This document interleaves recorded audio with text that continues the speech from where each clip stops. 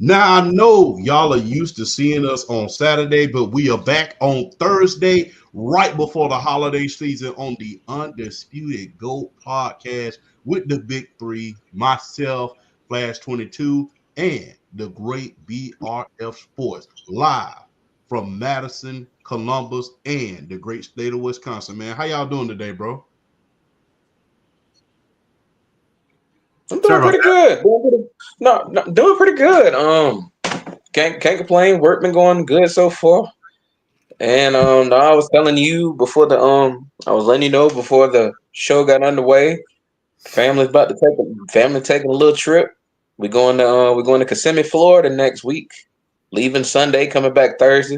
First real trip I've had in a while, so I'm excited and looking forward to it. But until then, man, we got work to do. So always a pleasure to be on here. I'm ready to get it popping. Hey, isn't it? You know what? Before I let Flash go, man, look.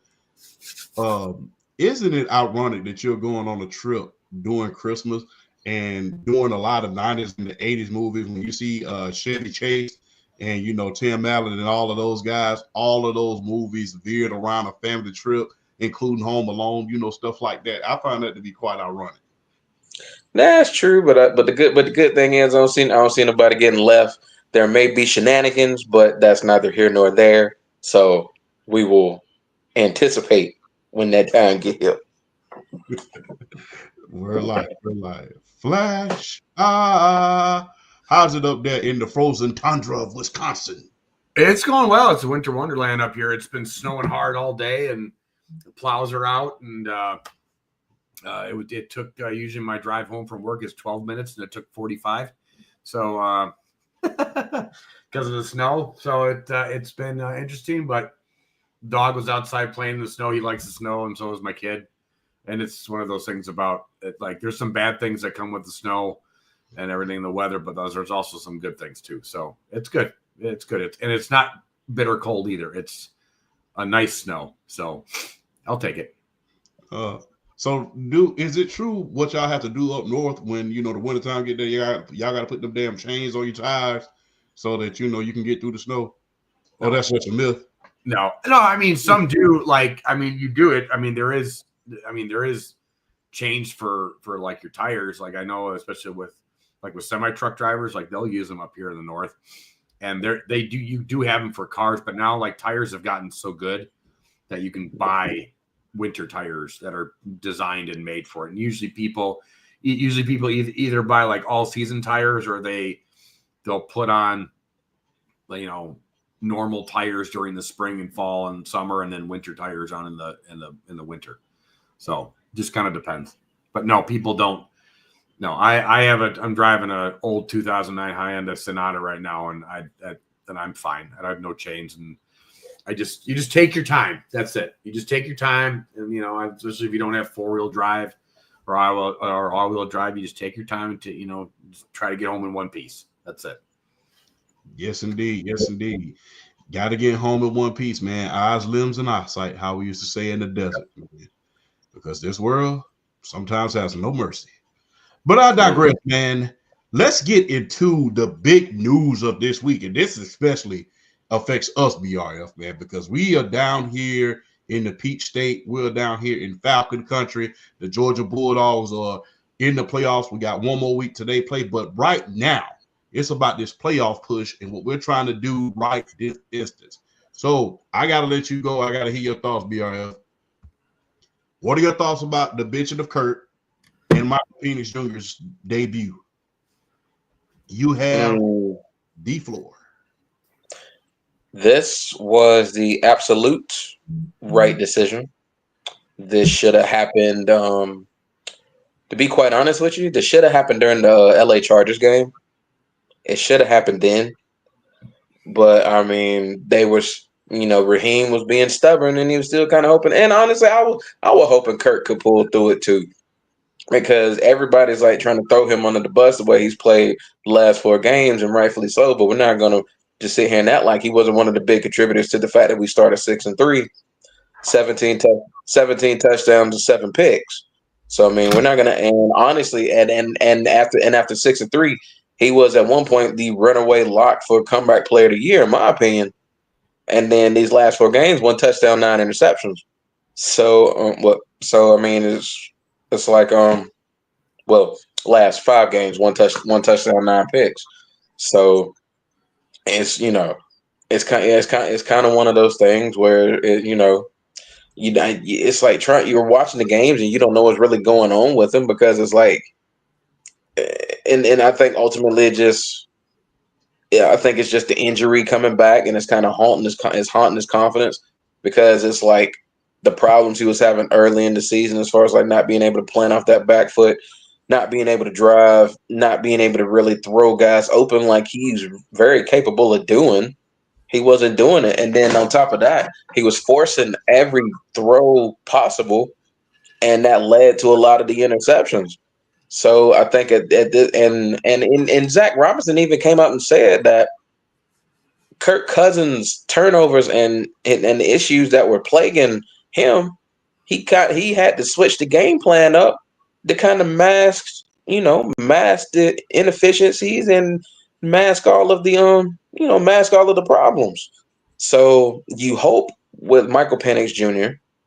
with the arm strength, with the mobility. I mean, I've seen threads on Twitter. Oh, well, Michael Penix isn't mobile. I'm like, bro, he's a sub 4.6 40 guy. Okay, he might. Okay, so he may want to be a pocket passer. Michael Penix Jr. is a mobile quarterback. He can move in the pocket. Yes, ultimately he wants to throw the ball down the field because he's got a sniper rifle of an arm, to say the very least. He's got a cannon. We saw that many a times at the University of Washington. Dude can some of these throws he's making like just not set off a back foot, 1 foot, 50 yards in his sleep. So the dude's got a cannon. I want to see what Zach Robinson does to open this offense back up. Most importantly, I want to see the skill position players and how they respond to having him at the quarterback position now. A guy like, Drake London's already having a breakout year, but a guy with the arm capabilities of a Michael Penix to be able to maybe throw him open on dig routes and ends and just more route concepts. Michael Penix may have, having the arm to get him to rock more in certain situations. I want to see what it does with Drake. I want to see how the deep ball is with Darnell Mooney because Darnell Mooney is still one of the best vertical threats in the league. And honestly, it was one of the main reasons Kirk Cousins was one of the main reasons they signed Darnell Mooney because Kirk Cousins, for the better part of the last 2 to 3 years, has been the best deep ball thrower in the league. And Darnell Mooney, one of the most important points of his game is his speed and his vertical ability to go deep. So Michael Penix Jr. just adds more of that because I'm thinking it's pretty obvious his arm probably blows Kirk Cousins' arm out the water. I think I'm not worried about Bijan. Bijan went over 1,100 yards rushing in that game against Oakland, well on his way to a Pro Bowl. I'm not worried about Bijan Robinson. Not worried about him at all. But I'll tell you this, though. The guy I want to see who this impacts the most, I want to see what Kyle Pitts does with this. This is who I want to see come alive after this move. Because I'm telling y'all now, if Michael Penix reawakens the beast in Kyle Pitts and he kind of goes off again, they could easily run the table and finish 10-7, which I think honestly I had them pegged at 10-7 in my opinion, winning the division anyway. But Tampa being Tampa and having this schedule, they're getting hot at the right time. Their offense is rolling, so now it's just a matter of I feel like the X factor is Michael Penix's relationship with Kyle Pitts and being able to get him the ball. Kyle Pitts can get some catches early, get his confidence back, start back running his routes, getting open, and just being the physical force that he is capable of being. I see this team very well running the table. I mean, we have we have the Giants coming up this Sunday, and then we have Washington, and then we have Carolina. 3 winnable games. 3 winnable games. They can win all these games and finish 10-7. So I want to see how Zach Robinson opens this offense up for Michael Penix. I want to see the physical attributes that Michael Penix brings to the table. I want to see how this opens up the offense for the Falcons because I really feel like what you're probably going to see is they're probably going to simplify his reads, him being a rookie. But what I do like from him is what I've heard a lot from the coaches and the players talking is his preparation. I've heard a lot of good things about his preparation, whether it's looking at the field, looking at defenses, looking at how they play Kurt, listening to Kurt, talking to Kurt, learning from Kurt as far as how Kurt prepared, how he prepared, how he go about things week to week through practices, and just dealing with his teammates and how he worked with them and how he was building relationships and kind of building that kind of building that building that trust between them. So I really like what the players have been saying about him. So I kind of want to see how this translates into week one. And this is week one for Mike. I mean, this is his first start. So I want to see where it goes. Am I excited? I am excited. But I mean, him being a rookie in his first start, there's always going to be that nervousness there if you're a fan, because I mean, you don't know what to expect. So you just kind of want to see how they're probably going to get him comfortable. Short throws, kind of get him in the rhythm, and just kind of see where they go.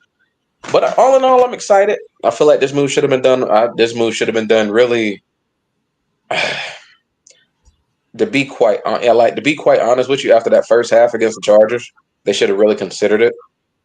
But honestly, I'm glad they're doing it now. You want to see what you got. It's time to see what we have in him. So he's got 3 games to show what he's got.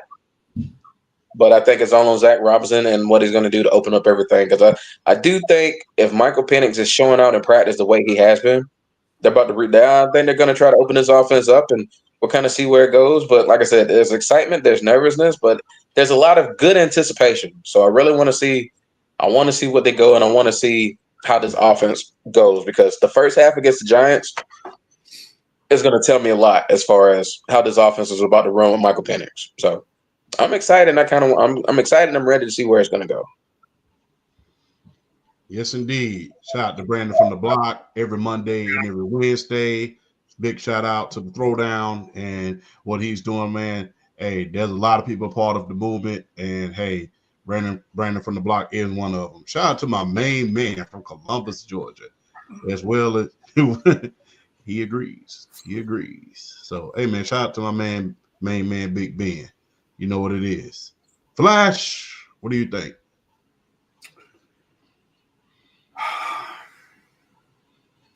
I'm more confused what happened to Kirk Cousins than kind of anything else. So I'm looking at his stats, and literally up until the Saints game, he was playing great. And usually, as the season goes on, your ability to deal with a prior injury gets better. So what happened? Like, I don't get it. Like, how do you go from literally consistently having over 100 rating almost in every single game to you're being benched? What happened? I don't understand. I really don't. Like, how do you go from I just don't, it doesn't make any sense to me. I'm looking at his, back on his career, and there have been years he's thrown more picks. Like last year, he didn't have the greatest year with the Falcons last year. He threw 18 touchdowns and 16 picks. His last full season before that, he was 29-14. But I don't know when you guys watch the Falcons a lot closer than I do. What happened? Did he have confidence? Did he? Because I look at it and I just go like, he's had 1, 2, 3, 4 bad games. In the Raiders game last week, he was They wouldn't even let him throw. They wouldn't even let him throw. They just ran it with Bijan. And I mean, it's the Raiders, but are you really sure this is the right move right away? Oh, yeah. I know we're all you guys are all for it in the chat. I just want to hear. Sorry, cat climbed up on my lap. What? I don't know. I'm always weary about making changes like that, but at the same time, it's like I mean, he had 3-4 bad games. You gave him all that money. He's still a veteran quarterback that's made, he's made the playoffs before. I mean, isn't that the goal this year to still make the playoffs? Isn't that the point? Yeah. Michael Penix is not a play for next year move. They're still trying to get to the playoffs. I think they could get to the playoffs. They're 7-7 at this point in time, and I think they threw them in when their schedule is at its lightest. And I hate to say it this way, the schedule going down the stretch, to put it how we say down south, that schedule is light in the ass. I'm just gonna be real. That schedule is real. Like, you got the Giants coming up, they ain't going nowhere no time soon. You got the only team that is a potential threat, that is a great threat to beat us right now, is the Commanders. And even with them, their pass defense is not that good. So you got three very, very beatable teams coming up that it's not gonna. They're gonna throw some pressure on them, but it's not gonna be that the two just like him to scoff at. But wouldn't you want the veteran in there to kind of right the ship against these like really poor teams? If he was gonna right the ship, he would have righted the ship against the Raiders. Against the Raiders. Yeah, but if they're not letting them throw, then they lost confidence in him. They let him throw during the first half.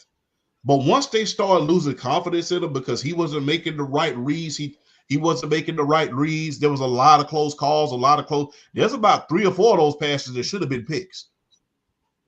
And he's completely like has the yips, like he just lost his confidence. Like, yeah, I mean, and the same thing with our world famous kicker. I think he got the yips. They put him on IR. So it's gonna be I think it's gonna be Riley Patterson from here on out. Yeah, either that or go get Goggles out of retirement. What's the guy's name? Rodrigo Blankenship. Yeah, Rodrigo Blankenship. Go get him out of retirement. But I digress. They really might do that next year. That is not a ridiculous thing for them. They really might do that next year. Yeah. But hey man, I think that this is a perfect time. The schedule is very, very light. It's very light. And I'm just gonna be very, very honest with you. I'm gonna just be really, really be honest with you. They're trying to make the playoffs and do something to show this fan base that they're serious about doing it.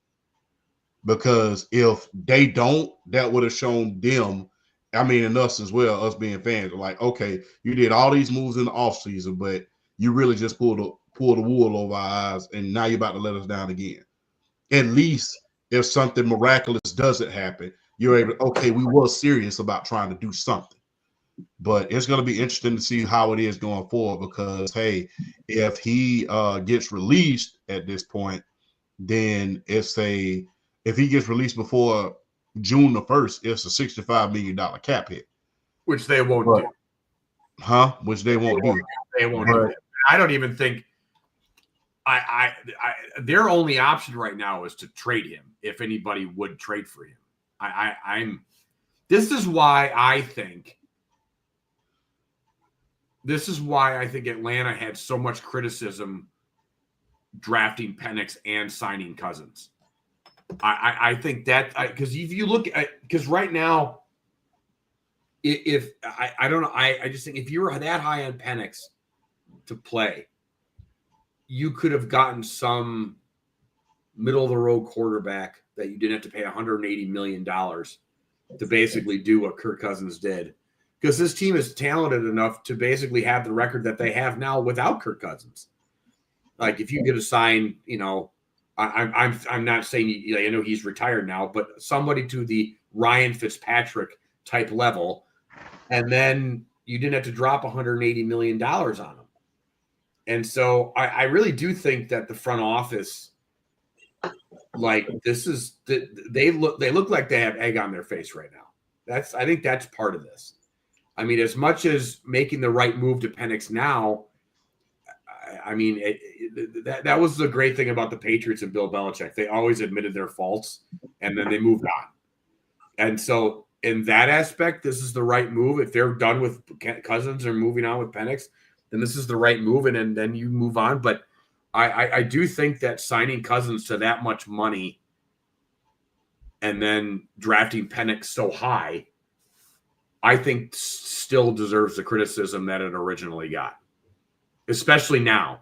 Like if it was going to be PENIX sitting for a year or two, I think that then it's like, okay, makes sense. But now that it didn't even make it a season, and if PENIX is that good now already, like that they had trust him enough to give him the keys to the Corvette, then he should have been starting a long time ago.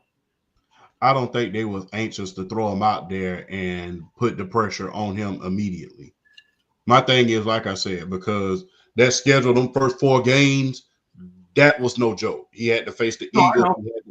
That was no joke. So I think, like I said, I think they're putting him in at just the right time. You got a light schedule. We're able to see what you can do and evaluate you at the same time. Ain't really nobody got no film on your behind as of yet. Ain't nobody got no film on you right now. It's on the NFL level. So I think it's going to be a surprise. I think he's going to come out there and shock some guys, especially if he can do what he did at Washington. So, I mean, this is the perfect time to put him in. Like I said, I would have put him in against the Raiders, especially with no Max Crosby. But if you're going to put him in against anybody, put him in against the Giants, then let him go head-to-head with Jaden Daniels with that light defense and let him go where he need to go against the Carolina Panthers. We know they're not going anywhere anytime soon. Let's get through these first couple of games and let's start getting prepared for the playoff, especially if we're able to win this division and have a playoff game at home. Because, hey, you just never know. Tampa Bay might drop one, and then we might end up ahead of them. But I digress. But that's why I think it's a perfect move for it. Shout out to PSP. What's up, PSP? So then what's your expectation then? Are you expecting to make the playoffs then? Yes, of course. The thing is this. We'll get to that in 1 second, PSP. The thing is, yes, I expect to make the playoffs. The thing is this. He doesn't have to do it alone. It's not like we're throwing him out there and you don't have a hope, or you don't have no chance in hell, in the great words of Vince McMahon, in order to do anything. You have weapons around you. Oh, I'm not confident weapons around you. And Bijan can carry it. And if you need to, you can turn around and hand Bijan that ball for 30 times and he can carry us to a victory. That defense is pretty good and competent enough to carry you to a victory. I mean, I will say that if you by putting him in the lineup now, if he fails and you miss, let's say they go 1-3 in the last last 3 games that you guys got, or 0-3, God forbid, you have the built-in excuse that he's a rookie. So because the way Tampa is playing right now and Baker, I don't see them. I would have to look at their schedule. I'm looking right now, but yeah, they have the Cowboys this Sunday, and I'm trying to think. I know they finished the season with the Saints. It's Carolina. So they got a easy schedule too. Yeah, Cowboys, Panthers, Saints. Yeah. So they got a pretty easy schedule too. Yeah. I just think this again. I'm more of this of.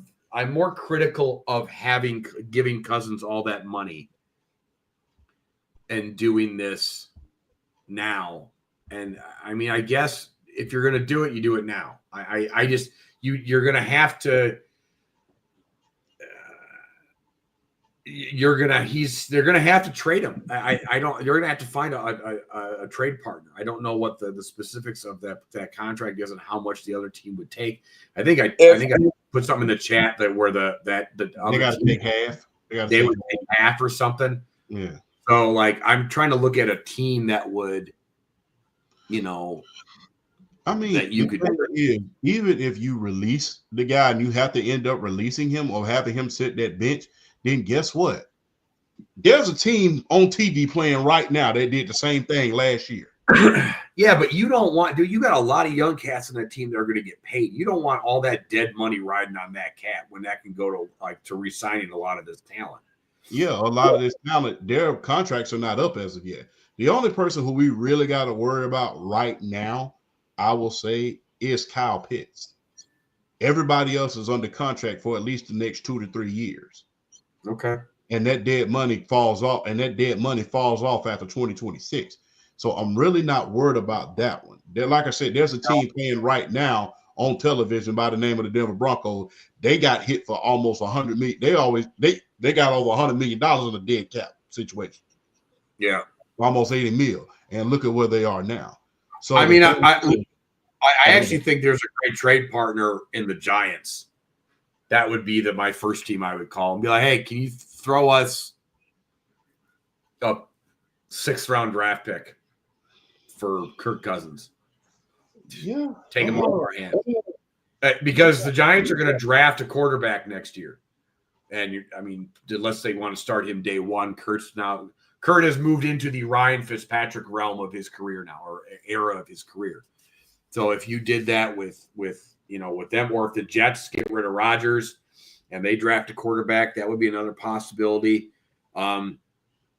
Cleveland would be a possibility too, and although they're already paying 75 quarterbacks, and they have their own issues. Washington would be a possibility as a backup to JD. Yeah, Washington would be possible as a backup. Yeah, I that's the thing. I mean, if he wants to be a backup role, that's different. I was looking for him to places that he can start. But I think he still ultimately wants to be a starter. And I'll chime in real quick, because I know people are critical of the move, and it's all like, well, we could have signed Sam Darnold or Russell Wilson for like a fraction of the money. And I say to that, y'all thought they were washed before the season was started. So I kind of don't want to hear y'all to a certain extent. I wasn't out on Russell Wilson. I've been tooting that horn since the offseason. I know you weren't, but I know a lot of people were. And hindsight's 2020 in the National Football League. So I know. I'm just of the again, if you're gonna draft some kid that high, the logic to me says you go get a Darnold, you go get at that point Russell Wilson, even though Russell Wilson's playing himself into getting a way better contract than what he has now. But you go get a Darnold, somebody like that. And I've actually been really high on Darnold. I've always just been he's in a bad position. But I that's the thing. It's like I just look at the move and I just go, that this doesn't make. Again, if the plan was to sit PENIX for 2 years or a year at least, fine. And maybe that was the plan. That was the plan. That was the plan. They can't help Kirk completely just lost his mojo. They can't help that. That was the plan. And then maybe they're just thinking maybe that was the plan. And even then, I think that the move is a mistake, not the benching, but the signing of him, even if it was for a year, because you could have done it. You could have done a Darnold or a Gardner Minshew or whoever, and for way less money, and it doesn't look as bad. But again, if PENIX goes in there and lights it up, all is going to be forgotten anyways. It's all going to be. If he goes in there and lights it up and they are able to get rid of Cousins for a bag of chips, and they, somebody takes half of that contract or whatever it is, everybody's going to forget about it in 10 minutes anyways. So it's not really that, but it depends on PENIX actually playing really well. If he doesn't play well, then it's going to look even worse. Yeah, I agree. Shout to the great PSP. Thoughts about Travis winning the Heisman. He deserved it. Shout out to PSP, by the way. It shows tomorrow night at 9. I think he deserved it. Shout out to Brandon from the block. He hasn't played yet, but I'm taking PENIX over. He doesn't. No, Brandon. No, Brandon. No, Brandon. Brandon jinxed it. And the great PSP once again, is Mick Foley overrated? Let's revisit that question later on. You know how I feel about that. Is Mick Foley underrated? You know how I feel about that. Let's revisit that question later on. PSP, thank you for the pipe bomb. I appreciate it. Let's move to the next segment. Look, there's been a lot of complications in this league as of lately. There's been complications on the MVP level. There's been a complication with Defensive Player of the Year. There's been complications with the MVP. But look, I got the experts here with me, and I ain't got to say too much. I got the two subject matter experts on football right now, and baseball, wrestling, whatever you want to see it. I got the subject matter. Don't put us in that casual boat. Talking about some subject matter expert. Don't be doing. I'm just saying, I got the subject matter experts on my hands right about now.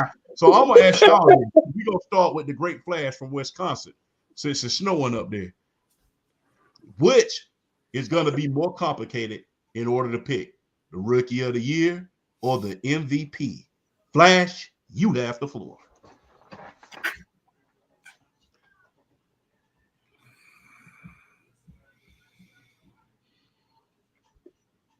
I'm going to say MVP, but it's not. It took. I think it was literally neck and neck on what you could have said was the more complicated one to pick. But I think now that Lamar Jackson played the way he did last week, vaulted himself back into the conversation where it was just Saquon and Josh Allen, and now you have those three. Now it's those three. And what I was saying last week, where I think Lamar kind of played himself into the 3 spot. Now I think you got an argument for all three, and a legit argument. I do still think it's Josh Allen though, and I think that's BRF kind of changed my mind on that. I still think it's Josh Allen. He's got the power of Haley Steinfeld behind him. He's been lighting it up since he got engaged to that woman. He has been lighting it up. So what I said last week in the chat, that he's basically got a complete I'm not going to say what I said in the chat, but I'm just going to say he's got a superior advantage week to week with that lady up in the shoulder. Anywho,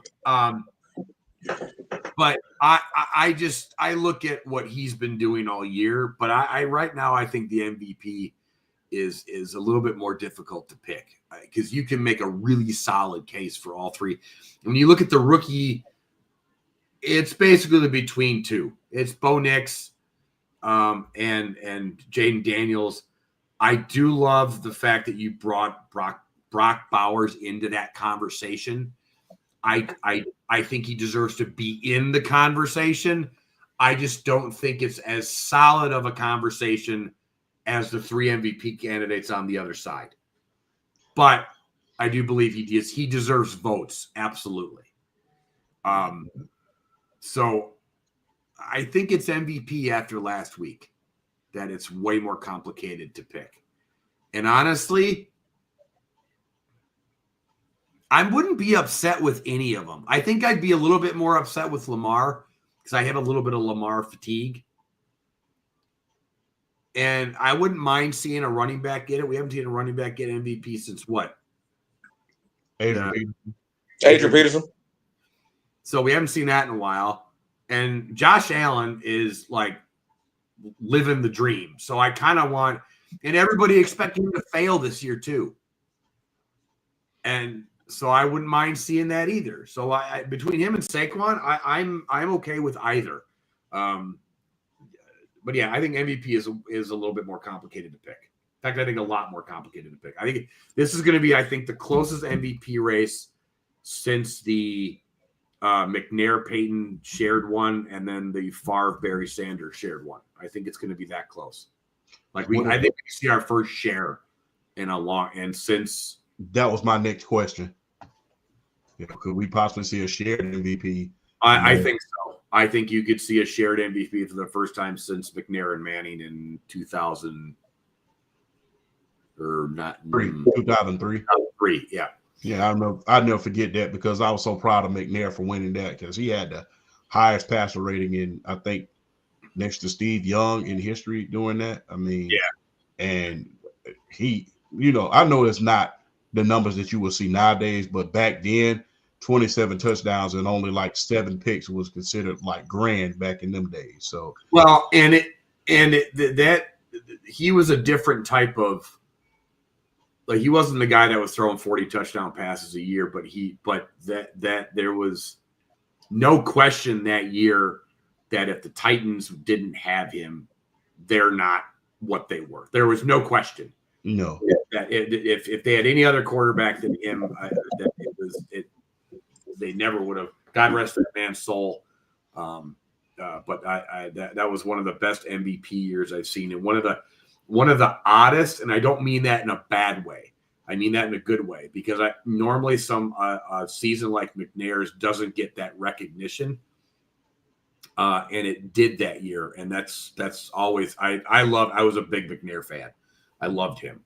So it was good to see somebody, like you said, like a season like that get the recognition that it deserved. Yeah. BRF. Which is more Flash said one of my buzzwords. And Seinfeld? No, fatigue. My bad. Okay. I hate I ain't getting on you. I hate that word. I do too. I hate that word. And the reason and Champ remembers the video that I made because I stitched Player's Choice, and mainly it was about Nikola Jokic is gonna be in this MVP race again. And I'm like, bro, if I am playing at a high level and I already got 3 of them, and I'm playing at a high level to try to get a 4th, I'm not gonna play down just because y'all feel bad because I'm in this again. I mean, it is what it is. But Offensive Rookie of the Year to me is more complicated than the Most Valuable Player. Really? Yes, because there's a better chance of co-Offensive Rookie of the Year, in my opinion, than it is co-MVP. I think Josh Allen got this locked up. Really? And I'm not even ashamed to admit that. I think Josh Allen got this locked up. You've been on that bus all year. Really? You've been on that. I think Josh Allen got this locked up. And the reason why I'm saying I think Josh Allen got this locked up, he fits the criteria, the definition of most valuable player. Where are the Buffalo Bills without Josh Allen? They're 5-10. Shit, they probably worse than us right about now. Discussion done. Discussion is a wrap. The Philadelphia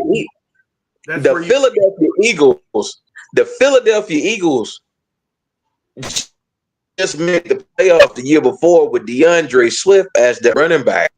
They got an upgrade doing this. But the Philadelphia Eagles been making it to the playoffs even before Saquon Barkley got there. That roster's stacked. Same thing with the Baltimore Ravens. And I look at it, and even Lamar, and this is where Lamar Jackson kind of comes in with an argument, because not another quarterback is going to be able to run that offense to the level and the efficiency that Lamar Jackson does. But I still think the Baltimore Ravens can still compete with the talent around them with a different player at quarterback. The Buffalo Bills, with somebody other than Josh Allen, like you said, are 5-10 at best right now. They are not good. I got a question. So I agree with you in the aspect of I think Josh Allen fits the criteria. Do I think it has it locked up? No, because I think Lamar has played such an efficient season that as much as I've always had a thing against Lamar Jackson. I've never really I just never taken to him as a player. I don't know why. So when I say fatigue, I've always had this like meh feeling against him. I also think when I say fatigue to me, yeah, MVP's great, but I just always like it's like when Manning was winning his MVPs and then getting smoked in the playoffs. It's just like it just annoys me. But it's a regular season award. I know. I know. I'm a 40, soon to be 43-year-old man. I understand what it's a regular season award. I get it, but to me, it's I don't know. It's just weird because MVP gets tossed into the conversation of whether you're the GOAT or whether you get into the Hall of Fame. And I just feel like when you get to, it's great to play great during the regular season, but when you get to the playoffs and you just fail all the time and you just keep winning MVPs, and and maybe it's because I constantly would get into arguments with people. You spoiled his head, Flash. You had Tom Brady. What?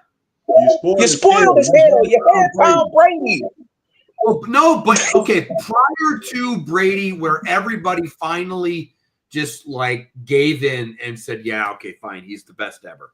Before that happened, before he won number 5, I'd say, and even when he did win 5, but before that, when Manning was winning his MVPs and Brady was just winning rings, everybody like, well, Brady's not winning MVPs and Manning's winning MVPs and blah, blah, blah. And I just go, my thing is, can you win rings? And so I remember then everybody's like, okay, Brady's the GOAT. And then Rodgers won a couple MVPs and everybody, well, there's a discussion. No, there's no discussion with Rodgers either. So my big thing is when this happens, when guys start winning MVPs, multiple MVPs, and then they get smoked in the playoffs and they just like, they're a fart in the wind. It just bothers me. I don't know why. It just does. I don't. Maybe I'm wrong. Maybe I'm wrong, and maybe I'm just the stubborn, whatever, the spoiled guy with the Brady and the 7 rings. But yes, but you yeah, are. But I love you, but yes. I love you, but yes. Who these guys are getting struck by, though, man? I love you, but yes. Yes. Discussion about Lamar, about, dude, we've had this. This is it. This is his year. The Chiefs aren't playing that well, even though they've only lost 1 game. Mahomes isn't playing that well. This is what he needs to do this. Like, this is the thing he needs to do to cement his legacy. He needs to win in the playoffs. Yeah. And so I don't think my argument or my feelings are, and we're in 2024, it's about my truth now and not about the truth. So I feel just personally attacked right now, and maybe I have been spoiled over the years. But still, I look at it and I just go, you have to perform in the playoffs. Like, you better, because I say, like, let's say Lamar gets the MVP and then they go into Buffalo or whatever and get smoked. Like, I mean, where I'm kind of going with this, where I'm trying to get. Yes, I get what you're saying. But the thing is this. I will say this.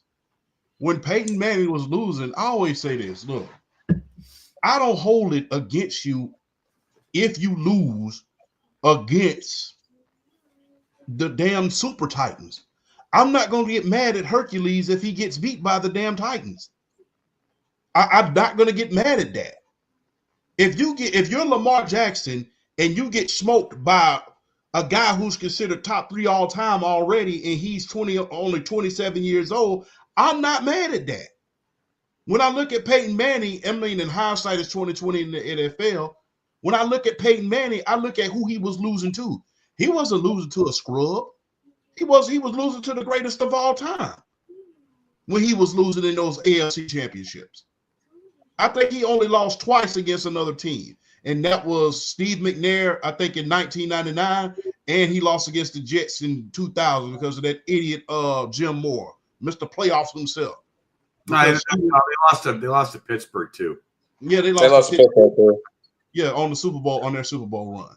Yeah. But the thing is, I look at who you lost to as well. You lose against the greatest of all time in the great worst Charles Barkley. There's no shame in that. Because if you really look at it, in Tom Brady's era, which was 2000 to 2020, who was beating him? Nobody. Hardly anybody. He had more playoff wins. Damn Skippy.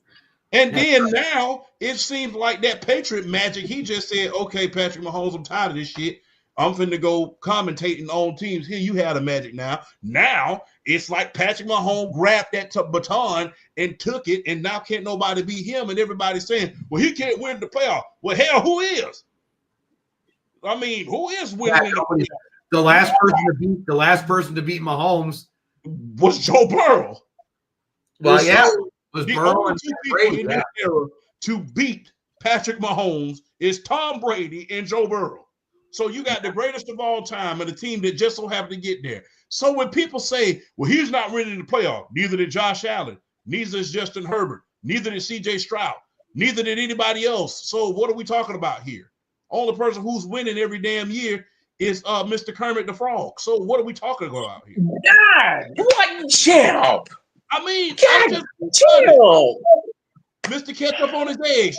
That's who's winning every year. Oh, no. The only person who's been winning. So when people say, well, he's not winning in the playoffs. Okay, so who is? And that list is very damn short of people who didn't beat him. So Patrick Mahomes has gotten beaten by the greatest of all time twice. Once when he was at the Patriots and once when he was at the Bucks.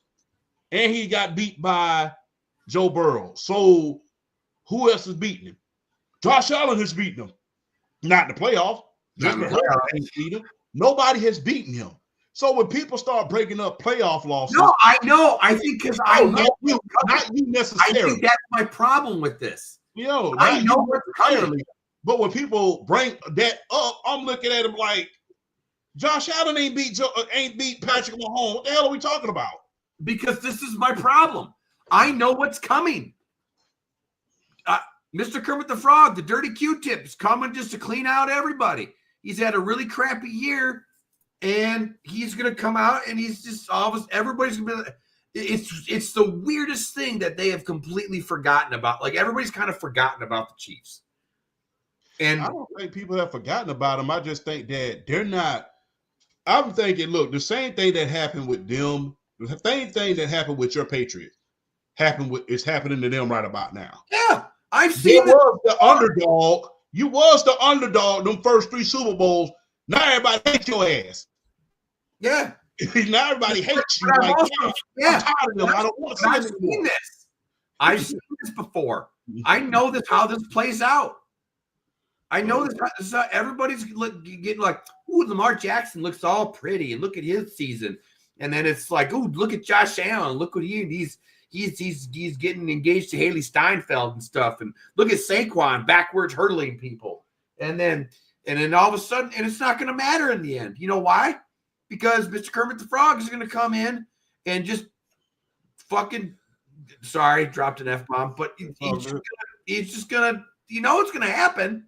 Yeah, but that's the thing. What kills it for me is it'll be different if Josh Allen had a Super Bowl, Joe Burrow had a Super Bowl, Justin Herbert had a Super Bowl. That's true. That would be more fair if that were the case. But when nobody had a damn Super Bowl outside of Kermit, then that's a problem. Will you quit calling that man Kermit? He can't help he talk like that.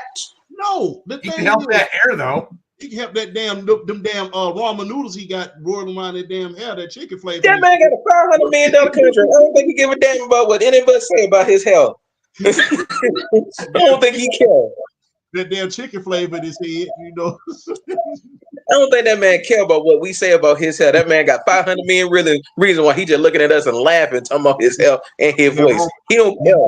He don't care. That Rome is spicy. To go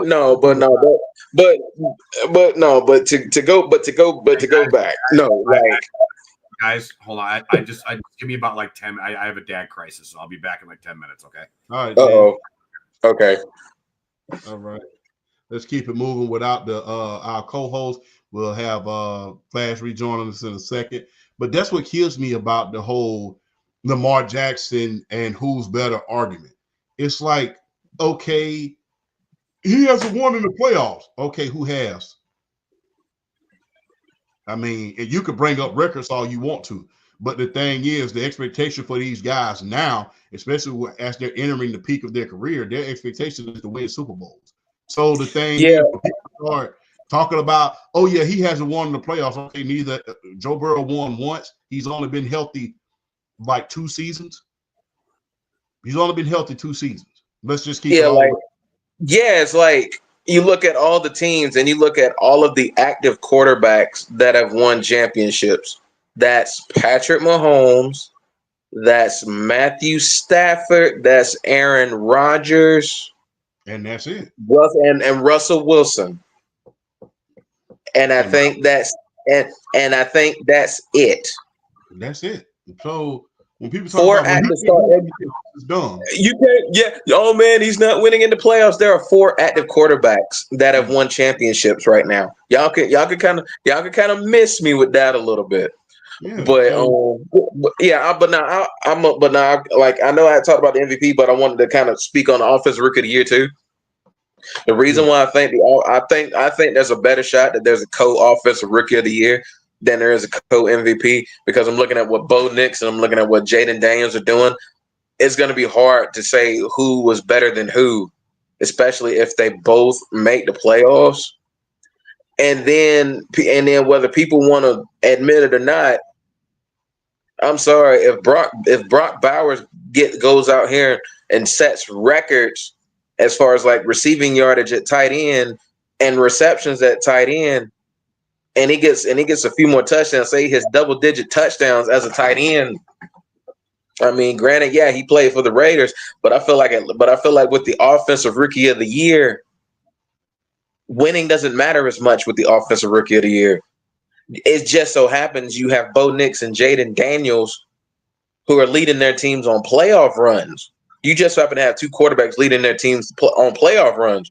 But offensive rookie of the year, winning isn't really that as important as with the offensive rookie of the year. But the offensive rookie of the year is mostly based on statistics and how you perform, because, I mean, at the end of the day, you're a rookie, and if you can stand out your first year, you should get recognized for it. But yeah, I still stand by. I think Josh Allen's got this locked up, and to kind of fully explain it, like I said, I talked about where would the Buffalo Bills be without him, and then you look at the fact that they've already won the AFC East. At the moment that we speaking now, I believe they are the number one seed in the AFC. When people thought they were going to fall off because he didn't have a true number 1 threat at wide receiver, and the defense isn't really that great. It ain't really that great. James Cook is a good back, not a great back.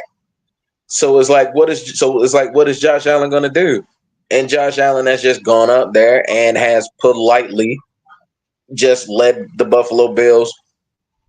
This is like one of the great carry jobs in the history of the National Football. This is like one of the great carry jobs in the history of the National Football League. So I kind of stand by. I'm gonna stand by what I say. I think you have a better shot at co-offensive rookie of the year than co-national football than co-NFL most valuable player. I'm gonna stand on that. Do y'all? I'll ask y'all this. This is probably one of the most controversial things I'm probably ever going to say. I'm going to make a video about this, by the way, because I think it's a possibility that could happen. Y'all think it's a possibility of us seeing a co-MVP and a co-rookie of the year, like the first time ever? No. Yeah. No. I know you're completely bullish on the Josh Allen thing, but I think there's enough support behind the Barkley and Lamar. Although the one thing that I will say is that if Baltimore doesn't win their division, I think that's a big That's a big argument against Lamar. And then they have to beat the Pittsburgh Steelers. They have to. Yes. So that's that. I here. Okay, let me look at the rest of their schedule real quick. So they got the Steelers this Sunday. Okay. Mm-hmm. Or sorry, this Saturday. And if I'm correct, I think I saw like a graphic on this. This will be the first time he's played the Steelers in Baltimore in front of fans. Really? How? Yeah, this will be the first time he's played them in Baltimore with fans. Oh, injuries. Injuries, COVID. Really? That's fascinating. Well, because I'm trying. Well, no, 2018, he wasn't starting yet, and then 2019, and then 2019, and the other years there was injuries. 2020 was COVID, but yeah, he has never played as a Baltimore Raven. He has never played the Pittsburgh Steelers in Baltimore in front of fans. Huh? Fascinating. I'm fascinating. Yeah. I didn't know that. I thought, wow. But I saw a graphic and it shocked me too. But I was like, wow, that's right. He hasn't. Okay. Here's my thing to Champ's question. If he wins Saturday and plays well, okay, and they pull ahead in the division, I think you could see co-MVPs and co-rookies. I think if he wins that, if he wins the division, that really strengthens his argument. I do agree. I agree with you, BRF. I think Josh Allen is the MVP. I do. But I think there's a good, strong case between the three of them. And here's the other thing. Saquon has moments. And that plays into people's voting and thoughts too. The backwards hurdle and like some of the long runs that he's done. He has highlights. Not saying that Lamar doesn't. I'm just saying like, and again, he's got we haven't had a running back in a while thing behind him too. I 100% agree with all of your arguments when it comes to Josh Allen. I agree. I think he is the definition of the MVP. I think if you take him away from the team, that team stinks for the most part. So I agree. You sold me last week on it. But I do think that there's a possibility for co-MVPs because I think there's enough of an argument between the other two if Lamar wins on Saturday and they win the division. If he goes in there and not in Pittsburgh, but if he goes and beats Pittsburgh handily and plays like he did last week, there's an argument. That's what I'm saying. Like Flash said the key word out of everything: beat them handily. Handily. If they go in and just and Lamar, and this is kind of what I'm going with when I talk about him in big moments. That's kind of what I want to see. This is a big moment. This is a big thing. You need to go and you need to beat Pittsburgh, and you need to do it either in spectacular fashion or handily. You need to show why you are the MVP. You need to show why you are in the discussion of the top three quarterbacks in the league. You need to show why, because it's not just putting up flashy stats and stuff like that. You need to win in big moments. This is a big moment. So I think that's what I'm kind of getting to when I talk about MVPs and winning and stuff like that. Like, if you're going to be the MVP and you're going to be the third best quarterback in the league behind Mahomes and Josh Allen, or you want to be in the discussion of who's number two behind Mahomes right now, because I still think Mahomes is the best quarterback in the league. Because until he's dethroned, it's just that's what it is. So if you're that guy, then you need to go beat Pittsburgh and win this division. If you're that guy. So let's see if he's that guy. I can't agree with you more. We covered 2 segments in one. That is why I love doing the show with y'all, because y'all not only said which one was going to be more complicated. You said who was the true MVP. But hey, look, I'll end the segment on this one. Lamar, you got to win Sunday if you want to be in that MVP conversation. You got to win. You got to win, and you have to win in that division. Well, not necessarily that. He doesn't have to just. He's got to beat them down. Yeah. And he just can't have a mid performance and get a win and think he's going to be the MVP case. He's got to have one of them Lamar Jackson ceiling games to be back in the consideration for MVP. He's got to have like one of them Indianapolis Colts games against them. Yeah. And I think if he has a big game against them, especially he can have one of them record-setting games, I think he can do some things in that one. But yeah, you got to have a good game. You got to have a record-setting game. But I digress. I think that's critical right now. And look, we've seen a lot of and you know where I'm going with this. And although I hate the team itself, we saw this happen when a quarterback led the league in every statistical category, but still did not win the MVP. We saw this back in 2012 with Drew Brees.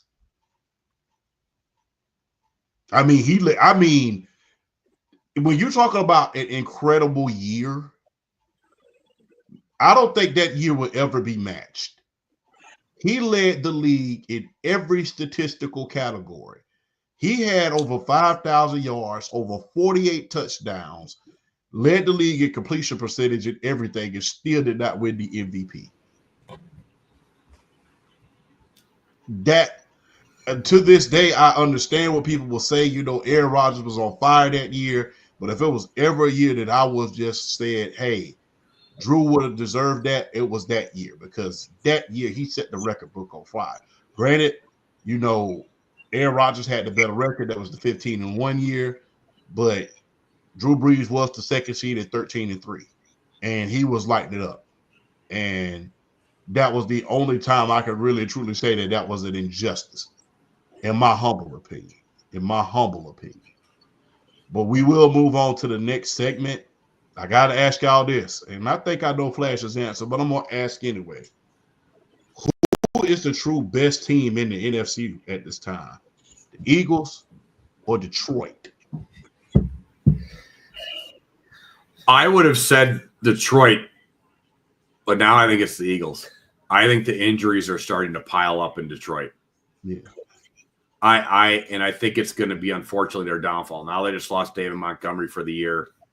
I know I'm a Packers fan, and this is probably blasphemy in some level, but the Lions are that team that they've been so bad for so long, you just kind of feel sorry for them.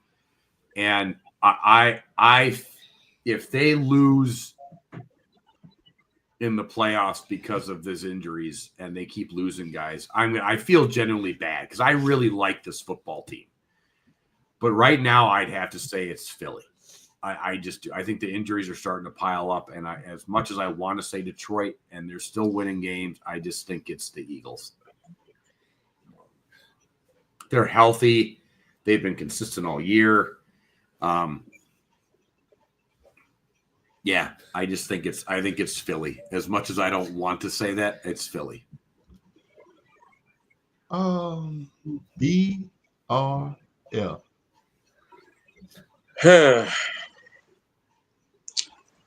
I think Philly's playing the better ball, but I'm gonna be honest with you. And I can't believe I'm about to say this. If Philly and Detroit would have played each other with the NFC Championship game on the line, oh gosh, don't kill me. I trust Jared Goff more.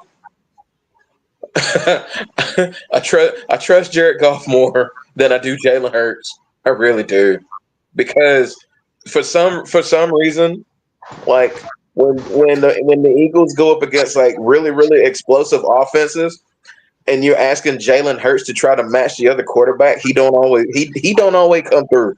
He don't always come through. We've seen him go toe with Mahomes, and the only reason he didn't win that football game was because of a crappy pass interference call. Yeah, I know, but it's still a loss. I know he played great.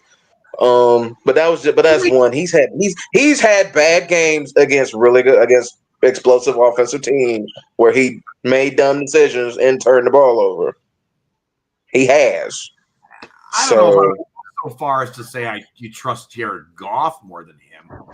This dude just threw like 17 picks in a game a couple weeks ago. And did you see what he did against the Buffalo Bills last week?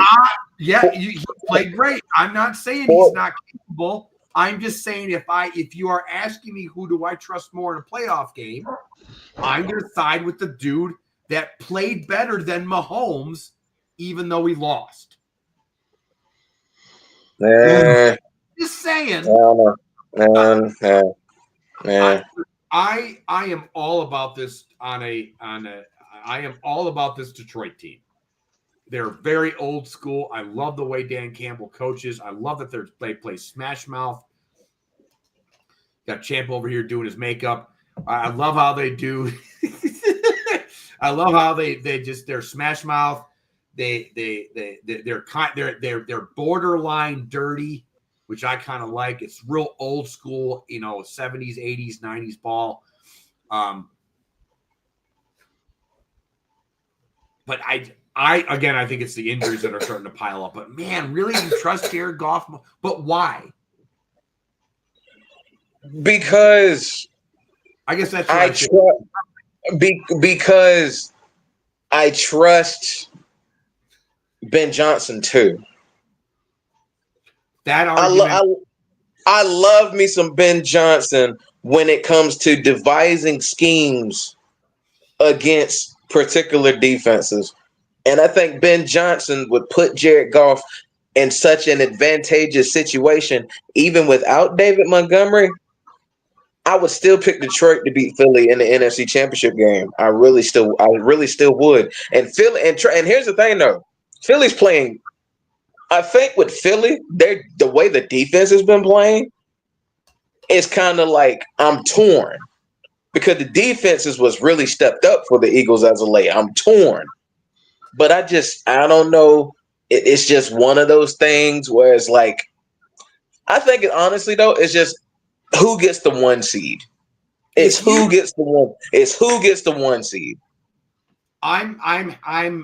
think you're halfway there with a good argument. I think it's if you said to me, you trust Dan Campbell and Ben Johnson more than Nick Sirianni, I'd have been like, all right, I'm there with you. I don't think it's Goff. I think your arguments. I think it's there. I trust the coaching staff of Detroit more than I do Philly. Well, I'll say that. I definitely trust Detroit's coaching staff way more than I trust Philly's. I'll say that. But I don't know, man. Look, I don't count Detroit out as of yet because you got to think about this. Where's Jahmyr Gibbs from again? Oh, the SEC. So he can carry some. I think he can carry this team for a few games, even without Knuckles. No, I'm not out on Detroit. I'm just saying I think right now I think Philly's the best team because of injuries. So I think I'm not out. I think Jahmyr Gibbs can carry this running game. Yeah. Like I don't think there's going to be an issue too much, but Montgomery gives them that smash mouth attitude and that aura of that offense. He's what brings that like it's again, it's the Sonic and Knuckles thing. I love that. It's the best nicknames ever, probably for a backfield. So I think that it's so if them losing that, is that going to hurt them in the playoffs and going forward? And so I'm just I'm rooting. Look, I'm obviously like I Green Bay is that's another team that they're sitting there. They're just lying in wait. Love all of a sudden looks really, really healthy. He's making better decisions. I'm just saying, again, I know that Detroit almost got to a Super Bowl last year, and that's kind of cute. And me and BRF got in a little bit of a tiff over this, but like we've been the daddy of that division for a long time. And even when we lose the division, we still squeak in the playoffs, and then we find out who the daddy really is. And but y'all won the daddy last year, though. What? But y'all won the daddy last year, though. Detroit made it to the NFC title game. Well, fine. Look, you get your one. That's okay. That's just like it's just like when the Jets randomly went to the AFC title game and happened to beat the Patriots that one year in the playoff. It happens, it happens. The little Giants win every once in a while. It's okay. It happens. I'm just saying that defense in Green Bay is starting to really come around and come into form. I think they're like second or third in the league or first in the league in turnovers. So, just saying. Christian Watson is healthy. Knock on wood, so hopefully his hamstrings don't blow out. But I'm just saying that running game, Josh Jacobs looks like he's otherworldly right now. What? The kid from Alabama. Yeah, he looks otherworldly right now. So I just don't sleep up on Green Bay right now. That's all I'm saying. You know what? As far as Green Bay Packers are concerned, I give you all a lot of credit for being a quarterback factory. But I'm going to just be real. Y'all just as good as the running back position. I'm just going to be real about that. So, y'all been just as good throughout history. Let's get into can the Chiefs still three-peat despite all the injuries? I'm going to say this, man. Look, I'm going to say this, and then I'll let y'all go. I'll go first this time around. Until somebody proves to me that you can beat this dude, they're going to three-peat. Oh, Mahomes? Yeah. Yeah. Until somebody proves to me that you can beat him, he going to win it.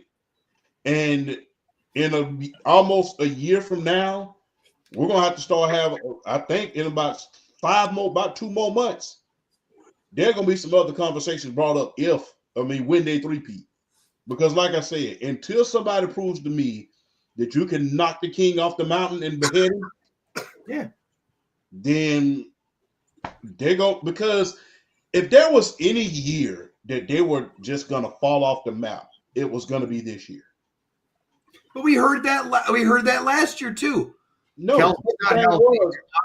They lost Tyreek Hill. The receivers aren't playing well. Well, he's got Martavius, Fantel, Scatling. Yeah. Bucket. Like, again, I've seen this before. Yeah. But the thing was, last year, I'm going to just be real because, with TikTok leaving pretty soon, I'm going to miss it. During the off season, outside of reporting on the WNBA, which y'all know I was covering that. Outside of that, every other darn day, I was reporting on an arrest from the Kansas City Chiefs. Yeah. Every other day, somebody was getting reported in the news for the Kansas City Chiefs. It was almost like I was reporting. It was almost as if I was looking at the Dallas Cowboys in 1994 all over again. It was like every 5 minutes, this dude's in trouble. This dude's in trouble. This dude's in trouble. Then Patrick Mahomes' father, he got in trouble. Then the darn offensive line got in trouble. Then Rashid Rice. Then Rashid Rice wrecked the Lamborghini because he wanted to be the Joker all of a sudden. So it was just something. It's like day to day with them, it was just always something else. Then you go to the first game, first couple of games of the season, they looking like they about to click. Then Rashid Rice gets hurt. And it's just like, what did I tell you? It doesn't matter. It's just how much luck can you have at this point? Or how good can you be at the one thing that I will say, I have never seen this much luck. Look, I'm not saying the Patriots never had any luck. They had plenty of luck. They never had this much back to back to back to back to back to back to back. And honestly, I'm getting tired.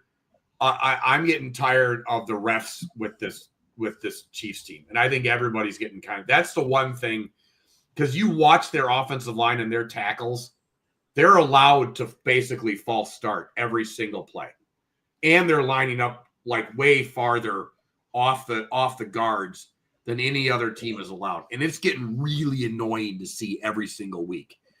And it's like, I think that's my biggest issue right now. But then the other part of me is, wow, what a catch. Holy crap. Okay. Oh, good Lord. Yeah. All right, Josh Palmer, I see you. But my issue, or my thing is, once you figure out how to win, it's just a matter. It's just a thing. It's just like riding a bike or wiping your nose after you sneeze. It's just a thing. You just know how to do it. And the thing is that's why when Mahomes isn't playing that well, it doesn't matter, because they know. Watch the Super Bowl last year again. Go back and watch that. Everything your eyes told you is San Francisco should be winning this football game by a lot. Mm-hmm. Everything should be, your eyeballs are like, wow, the San Francisco's outplaying them on every single level. And I kept sitting there going, like, we got to this third quarter, late in the fourth. I'm like, this is way too close. What are you doing? And everybody knew what was going to happen. And it happened. And Camp's right. Until he's knocked off the throne, it's what I've been saying for weeks. I don't care what Josh Allen is putting up. I don't care what's up, Lee. I don't care what Lamar Jackson is doing. I don't care and I love Joey B. I love, and what he's doing is unreal too. Even though the records, I don't care. It doesn't matter at the end of the day, because he whatever magic fairy dust that Tom Brady had, or dark magic they had, he passed it along to Kirby. So, and so I'm at the point, if they three-peat, Champ, you touched on there's got to be a conversation that needs to be had. If they three-peat, is he better than Montana at this point? Oh my God. You know what? If you three-peat, I gotta let go. If he three-peats, I have to let go of the nostalgia, and I have to say yes, because the thing is, if he is able to three-peat, Patrick Mahomes, I have to say he's better, because the thing is, you got to think about this. That 1990s 49ers team loaded, made it all the way to the NFC Championship until Montana got hurt. And they still had a chance to win because Steve Young was there. But that team was stacked. Roger Craig, Jerry Rice, John Taylor, Brent Jones, Russ Francis. They had one of the best secondaries you ever want to see, with Ronnie Lott and those guys. Charles Haley was on that team. I mean, there was a little bit of everybody to behold. Remember, Charles Tillman was the backup running back on that team. Yeah. But to be honest with you, if he does three-peat, man, I gotta say, man, and I will put Mr. Sacco on. I'll have to say he's the best. Oh my God! I'll have to say he's the best at this point. So, yeah, I've had to say he's better than Montana. He's top 2 all time. So I will. I don't want to say it. I agree with you. I'm just looking at, do we start to factor in the rule changes? The thing that I brought up in the offseason when they changed. Like, I know it hasn't been called that much this year, and actually passing stats are down, running stats are up. I realize that. Is that something that has to be part of that discussion then? Are we getting to that point with the rule changes that needs to be part of this? Because I was, if you three-peat it, Brady couldn't do it, Montana couldn't do it. Last time we saw it was Bart Starr and Vince Lombardi. So I don't think we have to factor in the rule changes this year, because the thing is this: football, it's a lot more physical this year than it has ever been in previous years. It's a lot more physical. As much as we haven't seen as many like ticky-tack calls that we would normally see. Now we've seen some, but to the ref's credit, they're kind of swallowed their whistle at a certain point. They've kind of swallowed their whistles a little bit. And we're seeing defense at a premium. We're seeing the running game come back. The only thing they're trying to protect really is the quarterback. And even then, now it's like they're getting to these guys so fast that, hey, it's kind of impossible to keep calling those roughing the passer penalty, because, hey, I'm getting to you within the allotted amount of time. So the thing is this: the teams who had a chance to three-peat, those teams were better, in my opinion, than the Kansas City Chiefs right now. I think the 94 Cowboys are better than the Kansas City Chiefs. They had a chance to three-peat. I think the 94 Cowboys were better than the Kansas City Chiefs as far as talent-wise right now. I would say, like I said, when I say they're better, I'm talking about the talent on the roster. I'm not talking about them in general. The talent on that Dallas Cowboy roster in 94 was better than this roster right now. The talent on that 1990 San Francisco 49ers team that should have three-peated is more talented than this roster right now. That 05 Patriots team was more talented than this roster is right now. So, I mean, there's a lot of, that Pittsburgh Steelers team in 1976, they had more talent than this team right now. The 2015 Patriots that almost made it. That lost to the Broncos. Yeah, I think that team was more talented than. Yes. So when you think about this team, everything now with these teams that three-peat, you got to, like I've said before, you got to think about the factor that caused them not to three-peat. Remember, the only reason that people say that Kenny Stabler and the Raiders beat the Pittsburgh Steelers in '75 was because, remember, in the AFC Championship, Franco Harris got hurt and Rocky Bleier got hurt. So, there goes the running game right there. Remember, in 1990, with the Joe Montana and company, the only reason why they say the New York Giants won, I'm like, okay, you beat them, but you hurt arguably the greatest of all time. And then in 93, in 94, the 94 Cowboys, people will argue to this day, and even I argue, well, the only reason you three-peated is because, Jimmy Johnson was no longer there to keep mold of this team. There was a new coach, it was a new philosophy, and lo and behold, next year they won the Super Bowl. So guess what? If Jimmy Johnson had been there, they probably would have won. But with this team right here, there's not that factor where you say, hey, if this was in, they could have won. Because the thing is, they've been through every single factor before, they still won. Because everybody thought last year was this is the end of the so-called dynasty. Nope. When they lost Tyreek Hill, this is the end of the so-called dynasty. Nope. When they lost Eric Bieniemy, one of the greatest offensive minds in coaching, this is going to be the end of the dynasty. They're going to regret it. Nope. So when they lost two of their offensive line to free agency, I don't think they're going to be able to take Mahomes. No. So yeah, if they three-peat, yeah, we could talk about the rule changes, but you got to think about the talent that was on those other teams. Those teams were fully healthy, as far as talent was concerned. And guess what? Up until the last couple minutes, they had a chance to beat their opponents, even with Steve Young in, I would say. Because you think about you put out one Hall of Fame quarterback, another one come right back in.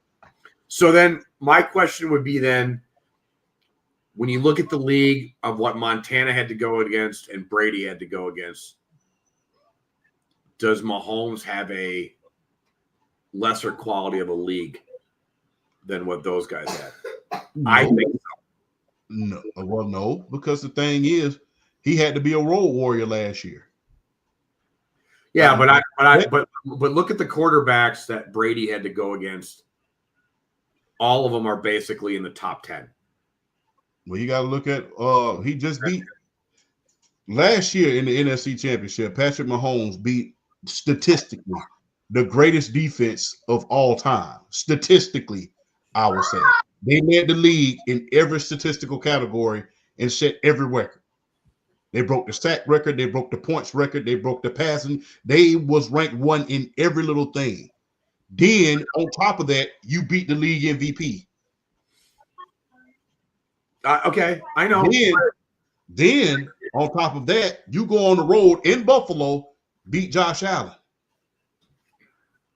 When you really look at the NFC back then, the NFC was dominated by defense. That's what I would give Montana over Patrick Mahomes.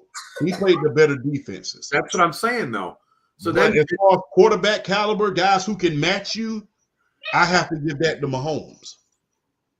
Over Brady and what he had to go against? No, I wouldn't give it to him over Brady because Peyton, Phillip Rivers, those guys, Roethlisberger, Rodgers, Breeze, and that's just the guys at the quarterback position. That's what I'm saying. Is that I don't Daniel Thompson, those guys, yeah. I don't put any quarterbacks right now that Mahomes is going against anywhere sniffing the top 10 of the league. So I think that's part of it. I also think that you've seen a lot of that, the only like big time coaching that we've lost Bill Belichick, Tony Dungy, we've lost a lot of big name coaches recently over the years. The last one that's left is basically from that era still is Sean Payton. And I know he's gonna three-peat. It's gonna happen. And I don't know if I could put him over Montana yet. It would be really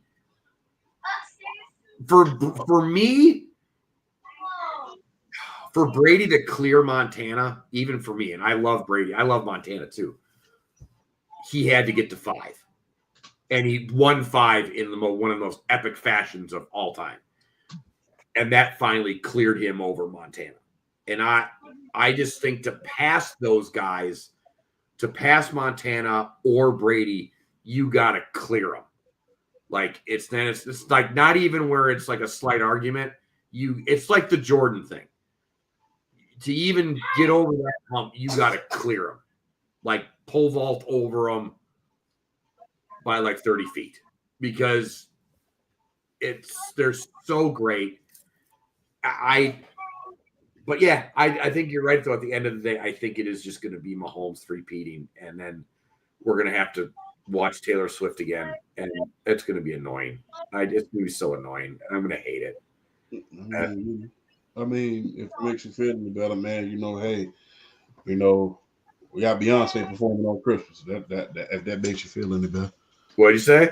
We got Beyonce performing on Christmas. If that makes you feel any better, but I'd rather have Josh Allen and Haley Seinfeld on when give them that attention. What do you think, BRL fan? Can the Chiefs three-peat, bro? How do you follow that? Yeah, I think, yeah. I mean, I was leaning towards the Detroit Kansas City Super Bowl in the preseason. So yeah, I definitely think they can three-peat. I mean, y'all pretty much hit every important point there is. I mean, Kansas City's got the battery in place. Andy Reid, Patrick Mahomes, they got the battery in place. When you get the battery in place, it's hard to really. It's really hard to you have to outplay them, outcoach them, outdo everything. You have to outdo them. And when you have the battery in place and then they know how to win and they understand every facet as far as how to win, it's hard to supplant that. It's really hard to supplant that. And I know, and I get it. People are saying, well, if there was ever a year you're gonna do it, man, I don't care. I don't care. It don't matter. I mean, I don't care. I don't care. I mean, where was this? You know, Kansas City's receiver core practically led the league in drops. Was like god awful. Was like god awful and horrible. And then they show up to the Super Bowl and had a game of their life. So I mean, it's like, Yeah, it's like, matter. So exactly. It don't matter. It don't matter. It don't matter at the end of the day. You got to go in there with the mindset of out coaching and out playing and out beating them too. So until you can do it, you got to Kansas City has a great shot to 3-peat. Great shot to 3-peat. Look, I had a friend that I used to work with that he was a huge Houston Texans fan. And every year we would make a bet, and every year he would just get mad. Every year that the Texans played the Patriots, he would just get mad. And I remember the year that Brady was out on suspension and Garoppolo got hurt. And they started Jacoby Brissett with a broken hand. And he was just like, and everybody was like, if you're going to do it, it's going to be now. If you're going to beat the Patriots, it was just a regular season game too. But if you're going to do it, so they were down Brady, down Garoppolo, and it was Jacoby Brissett with a broken hand. And it was just like, if this is the year, this is the when you're going to do it. And New England beat them like 21-0. And it just again, when you get to the point, this point, okay, so and you made the point, BRF, can you outplay Mahomes? Probably not. Then if you do, can you outcoach Andy Reid? Probably not. At the end of the day, can you outcoach who's their defensive coordinator? Steve Spagnuolo. You outcoach Steve Spagnuolo? Probably not. So that's the thing. At the end of this is why when people are like, oh, Mahomes is having a poor year, they don't care now. It's just about winning the rings. That's all it's about. So can you show up and can you outplay them and outcoach them? And honestly, you can't. It's going to take a Josh Allen superhuman type thing to see. Honestly, I don't even think it's that. As the opposing team going into a situation like that, you just can't mess up. No. And they're going to have home field advantage. And Arrowhead is one of the last stadiums where that really matters. That crowd is damn near close to like a college atmosphere. And so, again, they're 13-1. And again, we're sitting here everybody's talking about Saquon Barkley and Josh Allen and Jared Goff, and we're all, talking all cute. And at the end of the day, it's Kermit the Frog and the high C guy, or Kool-Aid Man, and it's Kool-Aid Man. It's Kermit the Frog and Kool-Aid Man at the end of the day, and there's nothing you can do about it. I can't with you two. I just can't anymore. I can't with you two. Kool-Aid Man and Kermit the Frog, and at the end of the day, you can't beat those two. So, high C guy. I completely. Who's the high C guy? I was thinking Kool-Aid. I was trying to think of the guy, the big red picture that busts the wall. Yeah. Goes, oh yeah, and Kool-Aid. It's Kool-Aid. It's Kool-Aid. Kool-Aid, wow. High C guy. I I'll tell you guys the story off air. I don't. It's when we were at SmackDown. So, I can tell it. Never mind. I'll tell it. So when we were at SmackDown, it was Nia Jax versus Naomi for the title in Milwaukee. That's right. It was that one. Okay, go ahead. Nia Jax came out in a big red bodysuit. And the whole section that it was sitting in just kept going. Every time she did something, everyone would just go, oh, yeah, and just basically call her the Kool-Aid Man. And it was the whole section was like basically in tears. So just yeah. Don't get me wrong, I love Nia Jax. I do. I know. I think her title run's been great, and she's been with. But dude, it was Lord. It was, Real quick. Which I'm gonna keep. I ain't gonna say nothing. I'm gonna keep. When it comes to Nia Jax, I'm gonna just keep it PG. So I ain't gonna say nothing. okay. yeah. Oh yeah. Yeah, you keep it that way. Yeah. All right. Anywho, Not today. Not today. let's keep the other guy back here. Let's okay. keep the but all right. Who is the current wild card team that has a chance to run the table in the playoffs? Like at least just real quick, just one team. Green Bay. It's easy. That's an easy one. Green Bay or Pittsburgh. If they don't win, I was about to say, yeah. If Pittsburgh doesn't win the position, if Pittsburgh don't win the division, I'm going Pittsburgh. Okay. Don't sleep on them Chargers. Don't sleep on the Chargers. I'm gonna throw a wild card. I'm gonna throw a dark horse. I'm gonna throw an X factor, and I might be crazy for saying this. Watch out for whoever wins the NFC South. Yeah. Watch out for whoever wins the NFC South because they tend to sleep on whoever. Because they tend to sleep on whoever wins the NFC South. Whoever wins the NFC South is going to bring a loaded offense with a really good running game, and with the way the Falcons' pass rush has been playing as of late and Tampa's pass rush as of late, they both can hit the quarterback. So I'm just saying. Yeah. Yeah. All right. So, gotta ask y'all this question real quick, before we move on to the next segment, so we can get all the segments. College football playoff starts tomorrow with Notre Dame, Indiana. You know, we have a few games tomorrow, that being one of the main games. But I gotta ask you this: is it a foregone conclusion that Oregon will win the title? No. Okay. All right.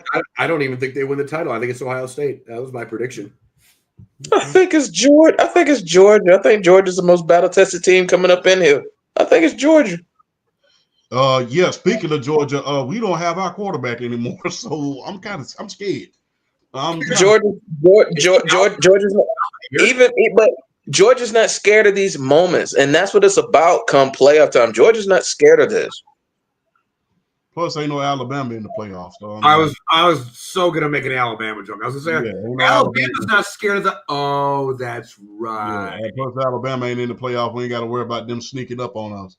So nobody told them to lose to Vanderbilt and Oklahoma. That they fault. Yep. But I don't think. Look, I'm gonna just be real. People keep talking about Oregon. I like Dylan Gabriel and those guys and company, but they always been the bridesmaid and never the bride to me.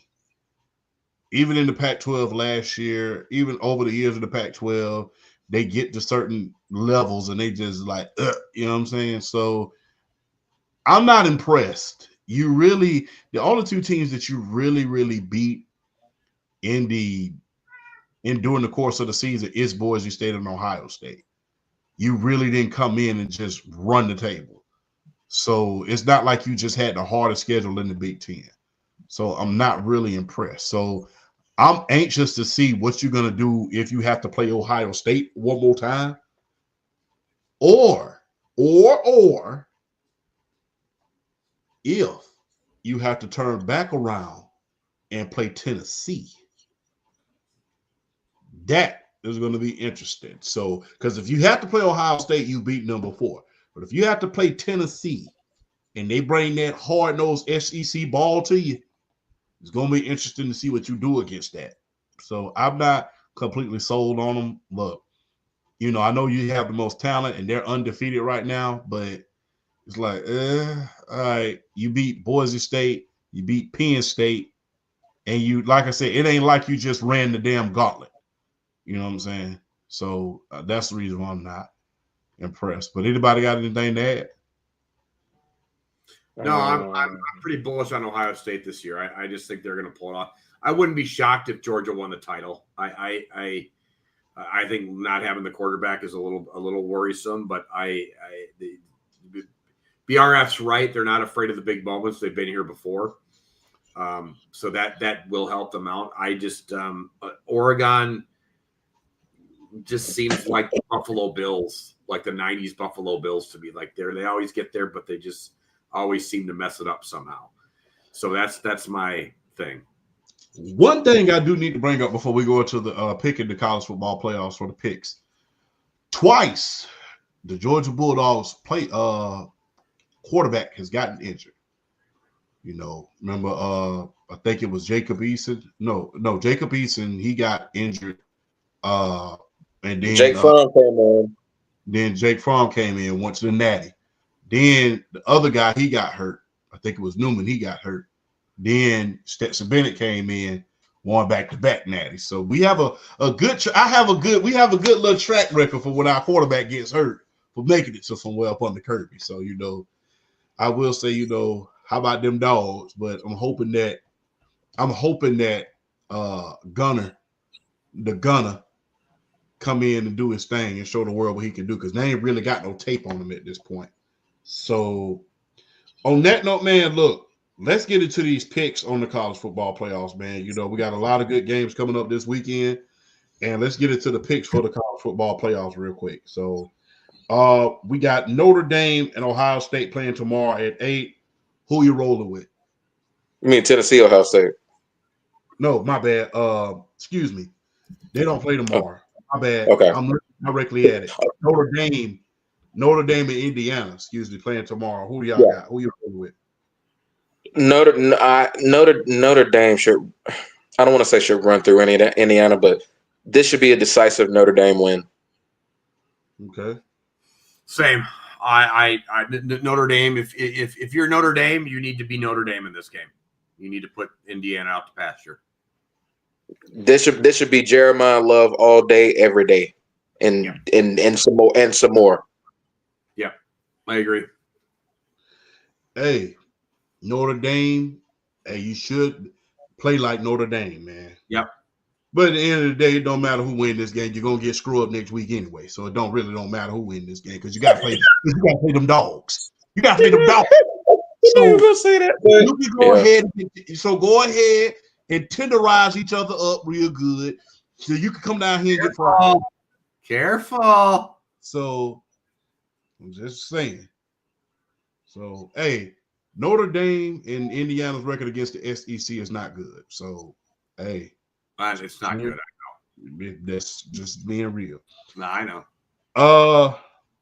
Penn State versus the Pony Express SMU, and it's cold as hell up. Oh, I'm sorry, my bad, guys. And it's cold as junk up there at Penn State. It is cold.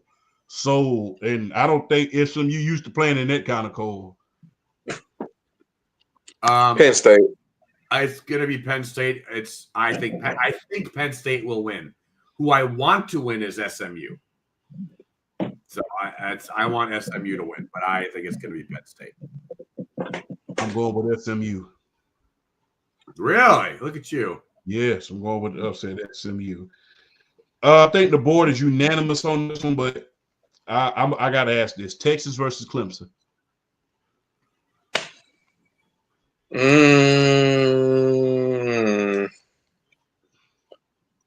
Texas should, but it wouldn't shock me if Clemson pulled one off, because Clemson always brings front seven pressure. No matter who's on the team, they know how to get to the quarterback. I'm going to pick Texas, but I think it's going to be closer than what people think, because I think Clemson's going to give them a game. I will say this, 2 things, and I'm going to put this on the video tomorrow, if y'all don't mind. Let me get clearance on this before I say this. Do I have clearance? I don't care. Okay. If you lose against Clemson, you are pretenders. I'm just going to go ahead and say it. Oh, see, outside of Georgia, you really haven't played anyone. You played Georgia twice. You haven't played anyone. I don't. Clemson's a big time football program. And I'm actually going with Clemson with the win. So I don't think Clemson's a joke I think if Texas lost to Indiana, then fine. But this is, we're not that far removed from Clemson. I'm not sold. I'm not sold on Clemson. But if Clemson does win, I personally owe Dabo an apology. We all owe Dabo. Well, the media owes Dabo an apology because they've been getting on him all year long about that damn transfer portal, about that darn NIL, and he's been steadfast on trying to, keep it the traditional way. And, be one of the last, like you was talking about last week, Flash, and I watched the last week's show. It had some of the guys watch it. Some of the last remnants of great college football. So if he's able to get that tradition and make it at least to the second round, I think he is pretty much. I think he's validated already because he made it. But if he's able to get to the second round, I think this further validates him a little bit more. No, I agree absolutely. I like Texas. I like them as a football team. I just think everybody's kind of sleeping on Clemson, and I think after their performance in the it was the ACC title game or whatever. Mm-hmm. I don't know, man. I just don't. I like them. That's my pick. All right, and last one before we go on to the next one. Tennessee versus Ohio State. Ohio State's my pick to win it all, so I'm gonna keep going with that. Will Howard, you gotta play this game. Play. Will Howard, you gotta play, baby. And isn't it safe to say, I'll ask you this, Flash, isn't it safe to say that, Ryan Day is coaching for his survival at this point? No, you asked this question, I think, in our college football preview, and I don't think so. Okay. I don't. When you're in the college football playoff and you're constantly basically sniffing around a national title, I don't think so. I don't think we're there yet. Yeah. I do think. I think next year, if they don't win it this year, or if they don't get to at least get to the title game, I'm not quite there yet on Ryan Day. I don't think he's on that hot seat yet. He did have to go against, Jim Harbaugh and that Michigan team, and and it's not like Jim Harbaugh is a bad football coach. So I'm not there yet. I'm not quite there yet on Ryan Day. I think he's still safe. Here's the thing about myself with Ryan Day as well. I don't think we're there yet either with him, because the thing is, you got to think about this. You've been to the college football playoff twice. Yeah. You've averaged 10 wins a season. And like I keep telling people, and people don't like when I make this comparison, but the thing is, Michigan is to Ohio State right now what Alabama was to us at one point until we beat them in the Natty. And even after we beat them in the Natty, it just seems like every time we face them, it's just like something in here just doesn't click. It's like, damn. And what really shocked me is when we faced them in the 8 SEC championship last year, and when we faced them this year, have y'all forgotten y'all beat these blanks? Have y'all forgotten you beat them? So on the biggest stage, have you forgotten that? But I will say this. I compare him to Kirby Smart a lot, because the thing is, the only team that really has his number at this point is Michigan. And like I said, if it wasn't for, Marvin Harrison Jr. getting hurt and a missed field goal, we might be talking about a whole nother different game. Yeah. So because whoever won that Georgia Ohio State game, that was who was going to win the national championship. Because we went out there and put $65.07 on them against TCU in the Natty. Yeah, so, and that everybody knew that the Ohio State Georgia game was the real national title game. So we went out there and put $65.07 on them in the natty. So that was pretty much it. But I don't like to really. We need to call for a job. I mean, he's made the college football playoff twice, and no, this will be his third time making it. So, and on top of it, now you have it even a tougher Big Ten with all the added teams. Yeah, and so I don't think it's that time, man. Keep who it's kind of like the whole Kyle Shanahan thing. Keep who you got until unless you got somebody that's like top notch coming in there. Keep who you got. If you can't hold the one you love, then love the one you with. So grass is always greener. So if you can't hold the one you love the one you with. BRF. Tennessee, Ohio State. Yeah.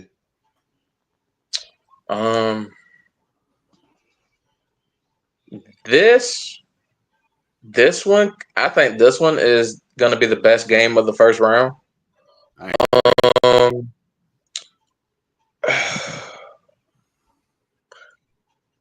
going to go Ohio State here. Ooh. I'm going to go Ohio State here because I think this is going to be Jeremiah Smith coming out party. I think this is going. I think it's going to be the Jeremiah Smith show. So I'm gonna go Ohio State here. Okay, all right. So look, we talked about the pros. We talked about college. Let's get into something a little bit more entertaining.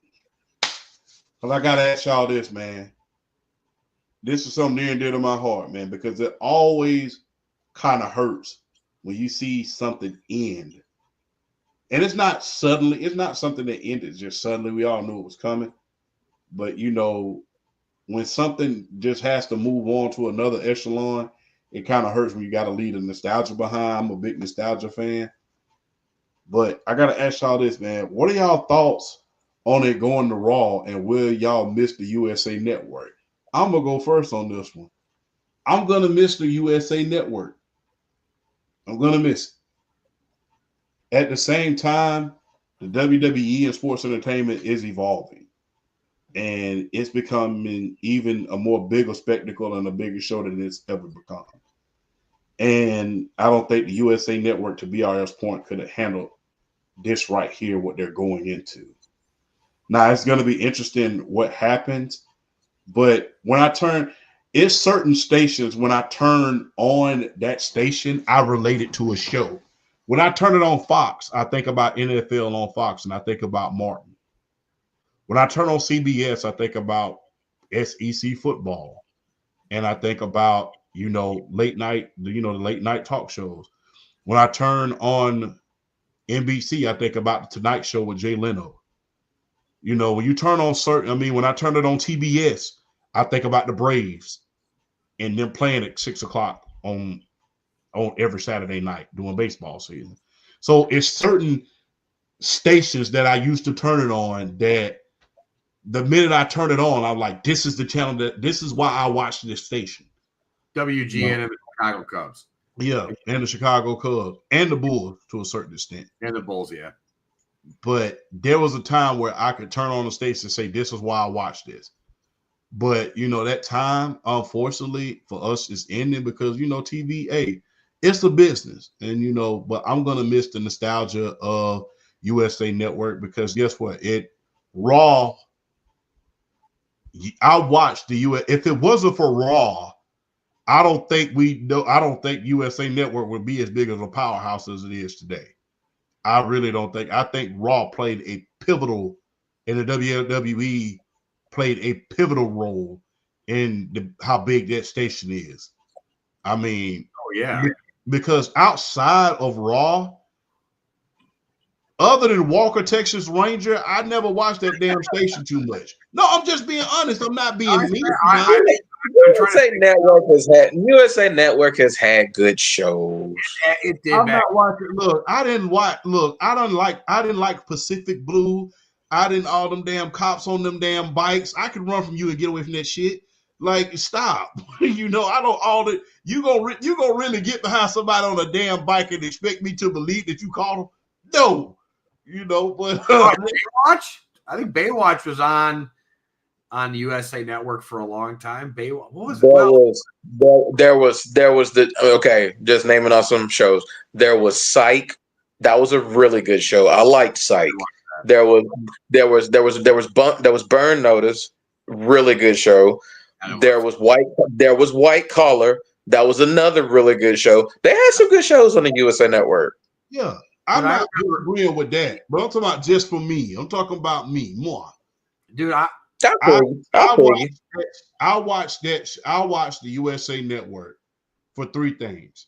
Well, growing up, it was three things. It was Raw, Walker Texas Ranger, and the USA Action Extreme Team when they used to have a Mortal Kombat and the Street Fighter cartoons. Those are the things that I watched the USA Network for. Dude, the fact that you watched Walker Texas Ranger is awesome. I love that. That is that's a go-to show for real though. It's one of those shows. No. Show. Yeah. Hey, I ain't mad at him either. It is just one of those shows that's so bad it's good. Like you look back on it and you watch it now, and you're just like, "Oh, this is really bad," but it was really good at the time. Like for instance, it's Chuck Norris. I know, but it's like going back and watching like Hercules: The Legendary Journeys or facts. And Xena Warrior Princess. Yeah, it's really bad, but it's really good at the same time. So I'm just saying, I'm not hating. I'm just saying I think it's. I love the Walker Texas Ranger, man. Yeah. But look, when Chuck Norris jumps in the water, he doesn't get wet. The water gets Chuck Norris. I'm just saying. Half of those jokes just came from that show. It just came from that show. We all know under Chuck Norris, beard is a fist. We all know that. So yeah, hey man. When Chuck Norris was born, he slapped the doctor. Chuck Norris lost his virginity before his daddy. So we all know all of those good things about Chuck Norris. So for me, I'm not gonna really miss Raw on USA Network. I see. I remember when it went on TNN for a handful of years, and I thought it was weird. But USA, look, as much as it's a nostalgia thing that's always been on USA Network, the problem that I've always had is that USA Network has always had that awful mid-main event commercial break. And it's driven me nuts for 30 years. And their commercial breaks are terrible. So I am looking forward to moving away from the USA Network. Am I excited that it's Netflix? No, I am not. Not saying that as many eyeballs are going to be on Raw as what the Jake Paul and Tyson fight was going to be. So I think they'll be able to handle the streaming capabilities. If they can't, like that's really bad. But my problem right now with wrestling is like they still haven't really decided what content's going to be on Peacock and Netflix. And then they're talking about doing like a WWE Vault thing on YouTube. And the nice thing about having everything on Peacock is that you just paid one fee per month and that was it. And now we're talking like multiple fees to access wrestling. And I think that's the annoying part.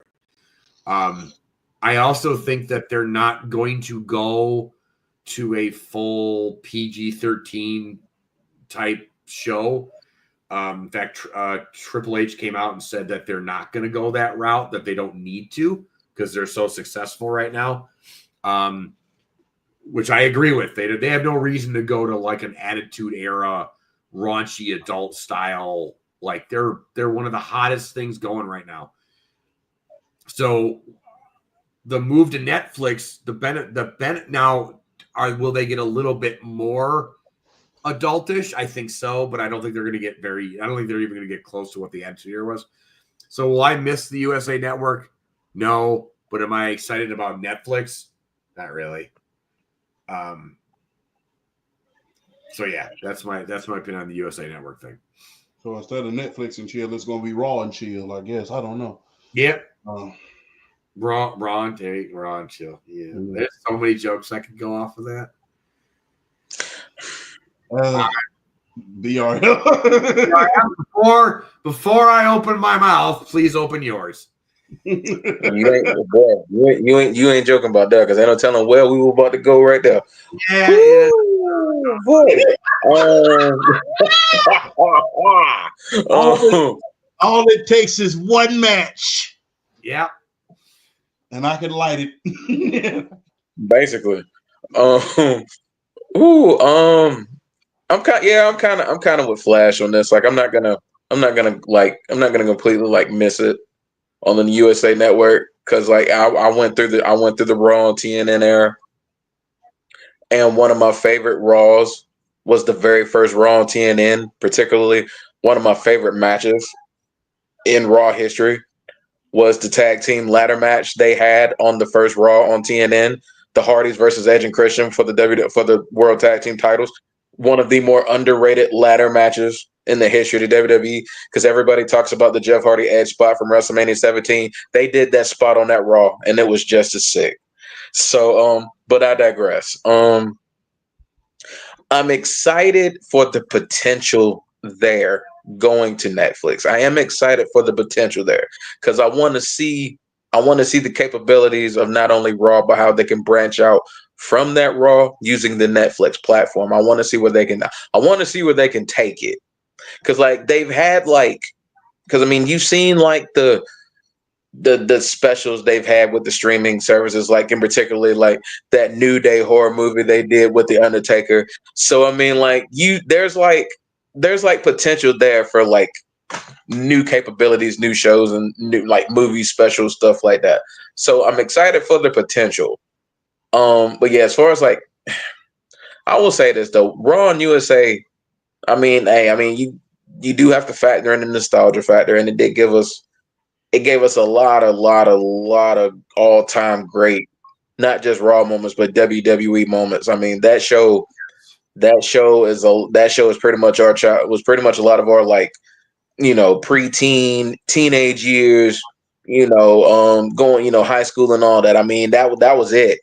It was it for a lot of us, being wrestling fans. So, I mean, from that standpoint, when you understand the moments that were created because of Raw and USA, I mean, from that standpoint, yeah, it'll be missed a little bit, but yeah, like just, I'm not gonna like completely, I'm not gonna like shed any tears over Raw leaving USA. I'm not gonna shed any tears, and I'm not like just doing cartwheels over Netflix either. Like I'm kind of on board with Flash here, but I am excited for where like if this first Netflix show does really, really well, I'm the potential for where they could go is what I'm looking at and what has me excited. It's not necessarily the move, but it's just what could be the results from the move.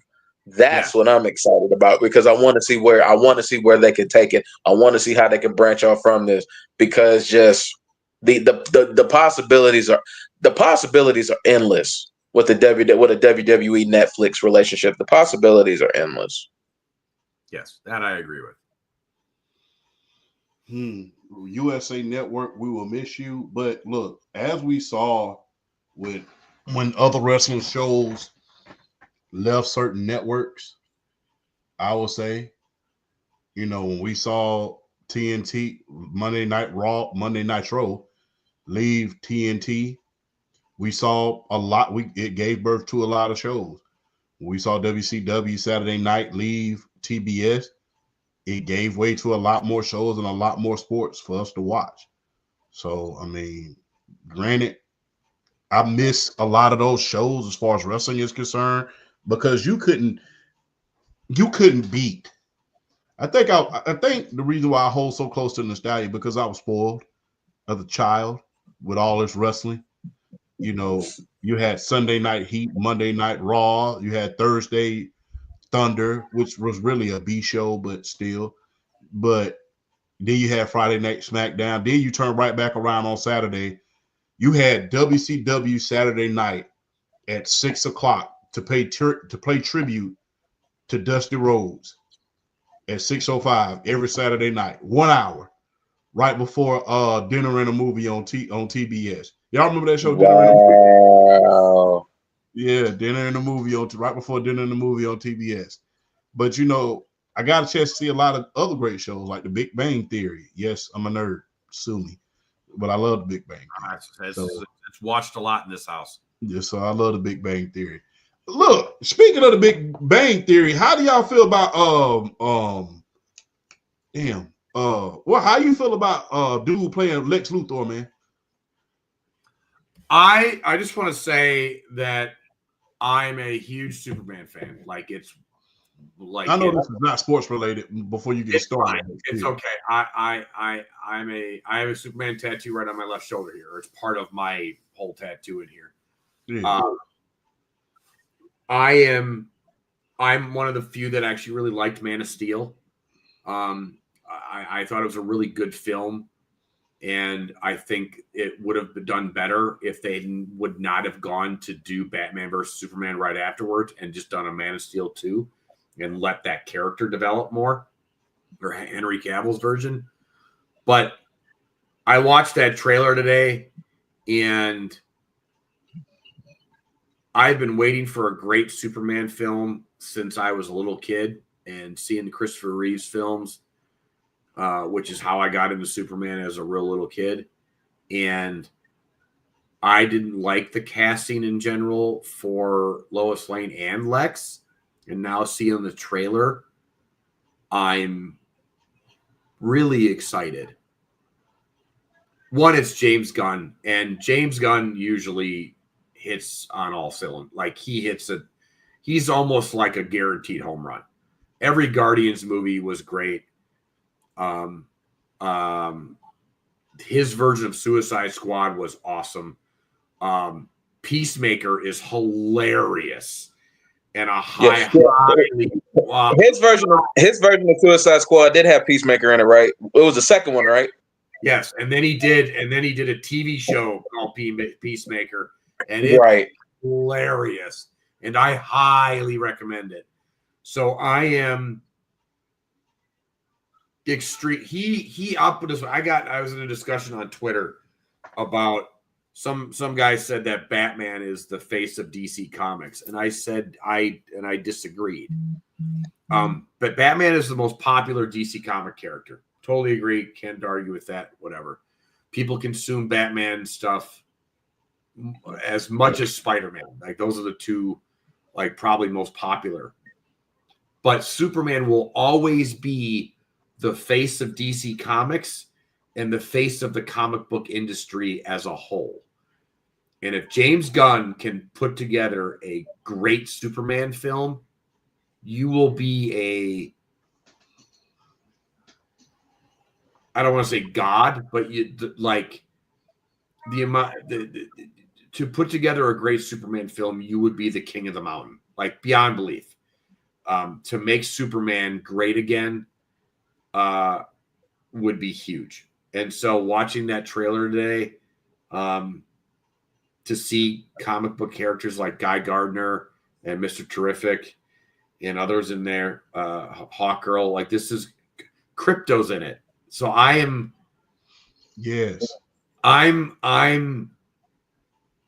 he promised he is treating this with like kid gloves.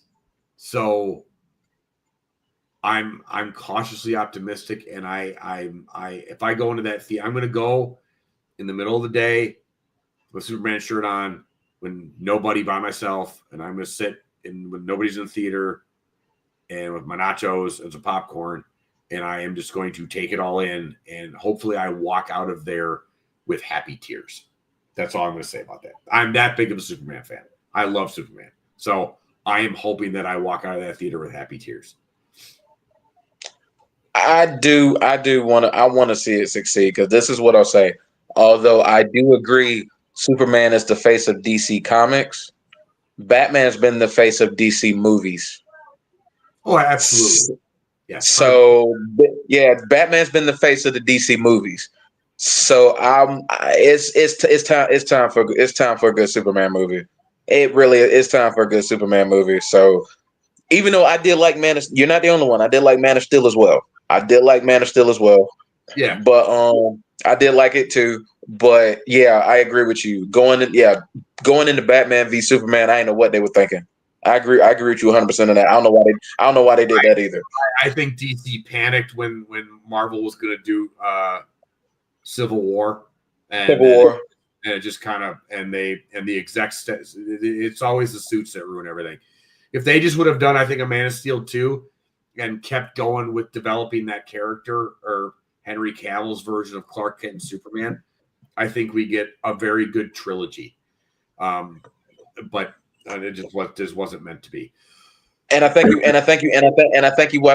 would have got a better payoff when you finally did a Justice League movie. I think you got a better payoff there too. They rushed it. It was rushed. Yep. I'm not gonna lie. I liked all of those damn DC movies. I liked them all. I think they were drawn out a little bit too much. But when I really look back on them, especially when you had the extended versions and they really put the Dan Snyder version in it. I don't know who the guy's name was. The Snyder version in there. You're right. Yeah, Zack Snyder. When you had the Zack Snyder version of Batman, Superman, and the Justice League, I think that was great. That was well put together. I think if they would have kept them on there, that would have been a lot better. But man, I enjoyed the DC universe, to be honest with you. I wish it could have continued. But I like Man of Steel. I actually like Batman, Superman. I'm not gonna lie. The extended version. Ben Affleck's Batman shocked me. He was a good Batman. I think he's a great Batman. He's a great Batman. Is I went to she's my ex-wife now, but we went to go see that film, and I sat down, and she knew how excited I was to see that film, and we were sat down in the theater, and we got about probably 40 minutes into the film, and I leaned over and I said, I'm angry, because I'm not even a film guy. Like, I'm not like, I didn't go to college for film. I did whatever. But even I could see how poorly edited that movie was and how cobbled together the storyline was. It just wasn't right. But I will say this, the best Batman fight scene in any live action film is that Ben Affleck warehouse scene. Mm-hmm. That is the most Batman-y, even though he probably kills a couple motherfuckers. Oops, sorry. Sorry. Even though he kills a couple dudes. But it's the way that, I know it's probably, and obviously it's a stunt double, but the way that is choreographed is the most Batman-y fight scene. Like, it's like straight out of a comic book, and it's straight out of, if I don't know if either of you ever played the Arkham series. Yeah, I played that. I did. It was straight out of that, so it was beautiful, and I thought I'm upset that him and Matt Reeves didn't get to do a film of their own, because his was great, and I think Henry Cavill's Superman had so much potential. I mean, he looked just like Clark. Yeah, I mean, I think I thought Man of Steel was a really good starting off point, and I think, I just BVS ruined that arc, and it just had so much potential. The score that they put behind Cavill's Superman is right up there, in my opinion, with the John Williams score from the Christopher Reeve films. Yeah. He had the quiet arrogance of what Superman needs to have. The only thing that Cavill didn't capture yet was the thing that Christopher Reeve had is that what made his Superman so special was you saw him as human too. And Cavill's Superman never captured that on film, unfortunately. He came across like a god, which you need to do too, but what makes Superman great, or one of the things, is that it's his human side that or that part of his life. You need to be able to relate to him, and that was the thing that it didn't happen, unfortunately, and I wish it would have. But anywho, yeah, I'm excited for this film. I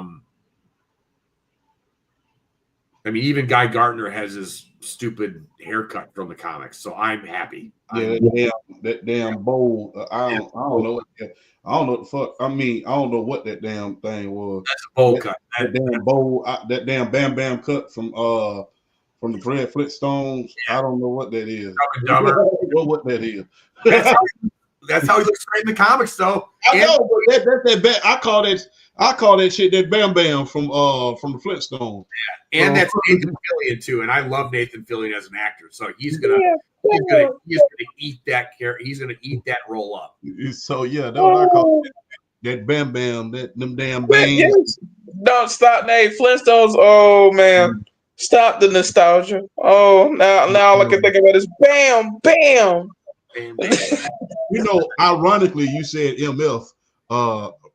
Flash, you know, when you go back and look at the documentary on that, it's all right. Shit, you know, hey, it slips out. You know, that is a noun. It describes a person, place, or thing. But okay, Bernie. but shout out to the great Bernie Mac, by the way. But yes, R.I.P. to the GOAT. Yes. So, but it's ironic that you say, you know, Batman kills a couple of mofos. If you watch that Batman documentary on the very, very first Batman that came out, he wasn't supposed to say because I'm Batman. He was supposed to say I'm Batman mother. Mm-hmm. Yes, he was. So Warner Brothers, if you're listening, if you bring out another Batman movie, please have him say that in the movie. Yes. I want to see hear Batman say, "I'm Batman, mother." That would be great. But I digress. I don't know why. I don't know why. I don't know. Mofo across the board is everybody's favorite cuss word. I don't care what anybody says. Am I lying? No, you're not. You're not. No, it's a great one. There's another word that I will not say on the air. That I love saying.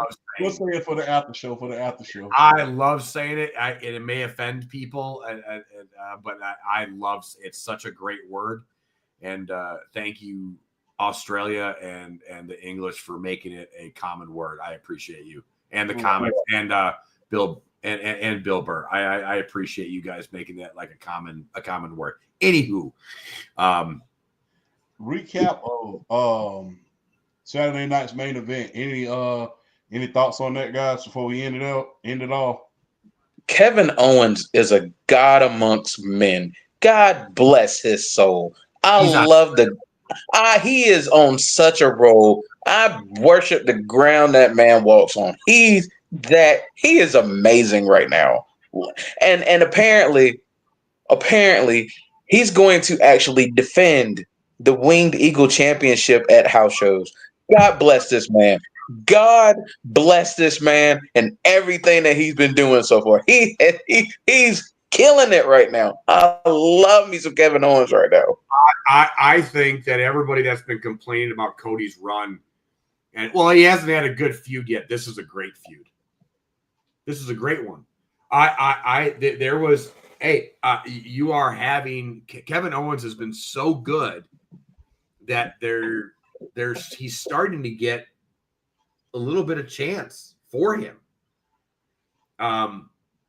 It's very slight. It's not as much as people were making it out to be online, but it's there.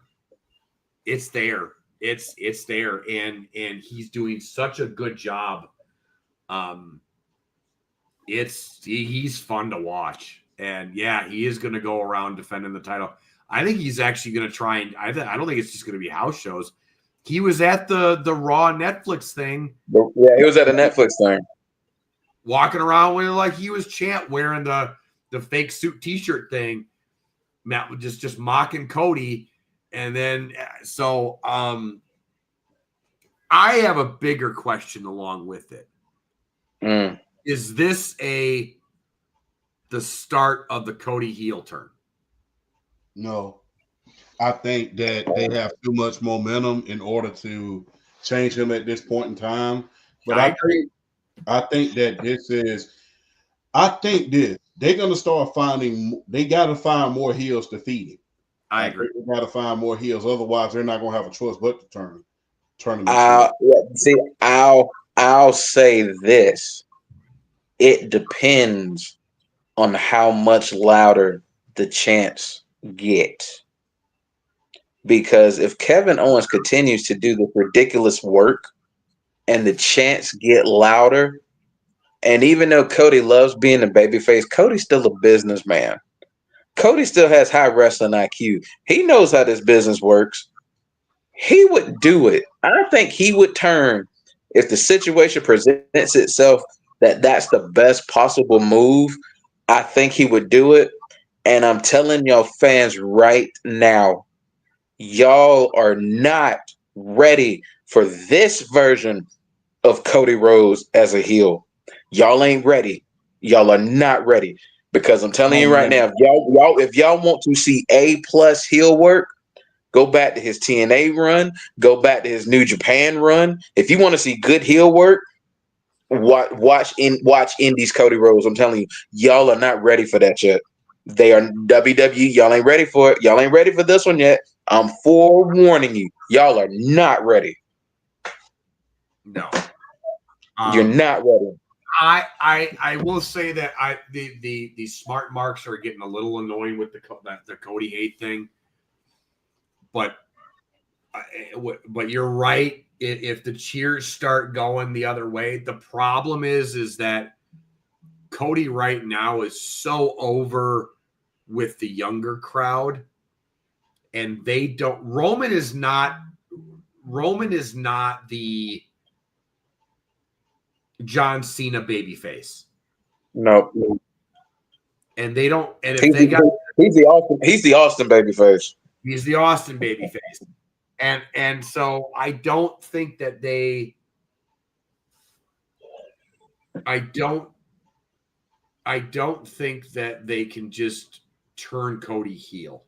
I think Champ's kind of right because he's so over right now. He's the John Cena babyface right now.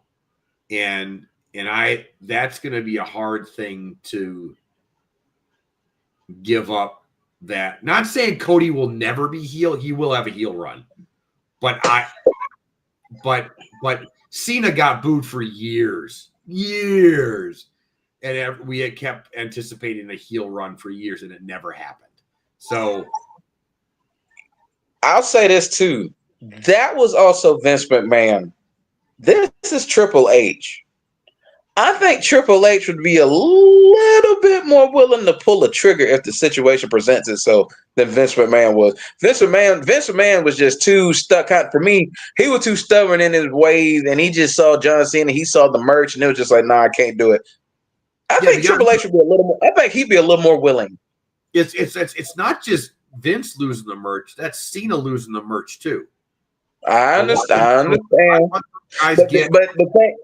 Cena wanted to do it though. Vince wouldn't let him. He did at some point. I know he did. I know it's something he wanted to do. I just think it's a little too early for the Cody heel run. The problem with wrestling fans right now is they are so like they will get what they want, and then as soon as they get what they want, they turn on it. It's really fickle. They're fickle. Everybody hated Roman Reigns because he only wrestled once every 3 months. Every smart buck, he doesn't deserve the belt. And as soon as Cody won, and then everybody was saying, oh, the story's boring. And then The Rock came in and stole Cody's show. And then everybody was in an uproar. And then everybody got what they wanted. They got Cody. And then 2 months into it, they were turning on him. The smart marks. They were just like, this is boring. This sucks. Blah, blah, blah, blah, blah. And now everybody's cheering for Roman. It's annoying. Yeah, it's kind of like a bad girlfriend all the time, just pissing on you. But they're just never happy, and it's just like ask for red bottles, but she still bitching. But yeah. but Champ made the joke before I did because that's exactly what I was saying. It's like, bottle red bottle, she still mad. I don't really like this, but take them back, motherfucker. Yeah. I'm sorry. It's Get that out. But so yeah. So hey, wrestling fans. One thing I do want to cover next week is why these NBA ratings are down. So we're gonna cover that next week. That is going to be my TikTok comeback video. I am going to be producing that and doing that tomorrow night when I get home from my daughter's hockey practice. That's my first TikTok that I will be doing in a while. So that's my first topic. So we can talk about that next week. But yeah, that's actually my first topic. So soon as I get home from work. Mm-hmm. But on that note, man, look, good to be here on Thursday, man. Look, I want y'all to enjoy the holiday season. I want everyone that's watching to enjoy their weekend. And look, I'm gonna tell you one thing and one thing only. Look, I'm gonna tell y'all just like I tell my people down here in Columbus, Georgia. Because Columbus, y'all ain't been doing so good lately. Today is the 20th. You go to jail tonight, you ain't getting out the next Friday. You know that right now. Judge don't come back to next Friday. So, hey, you get yourself in a bind. You're gonna be eating bologna sandwiches and potato chips until next Friday. I'm just letting you know. So be careful, be safe, and be smart. Look, I understand that we all love to party, but sit your ass down. It's family time. Sit down. Don't get yourself into then you can't get your. We already know you. Look, your Christmas money, the Christmas money already done went on the family, and then right after that the rent, and we all know you probably paid the rent early. So we all know you ain't got no money. So sit your ass down for Christmas, okay? Sit on down so they won't have to change your address. And I say that with love. I say that with the utmost love. Sit down, act like you got some sense.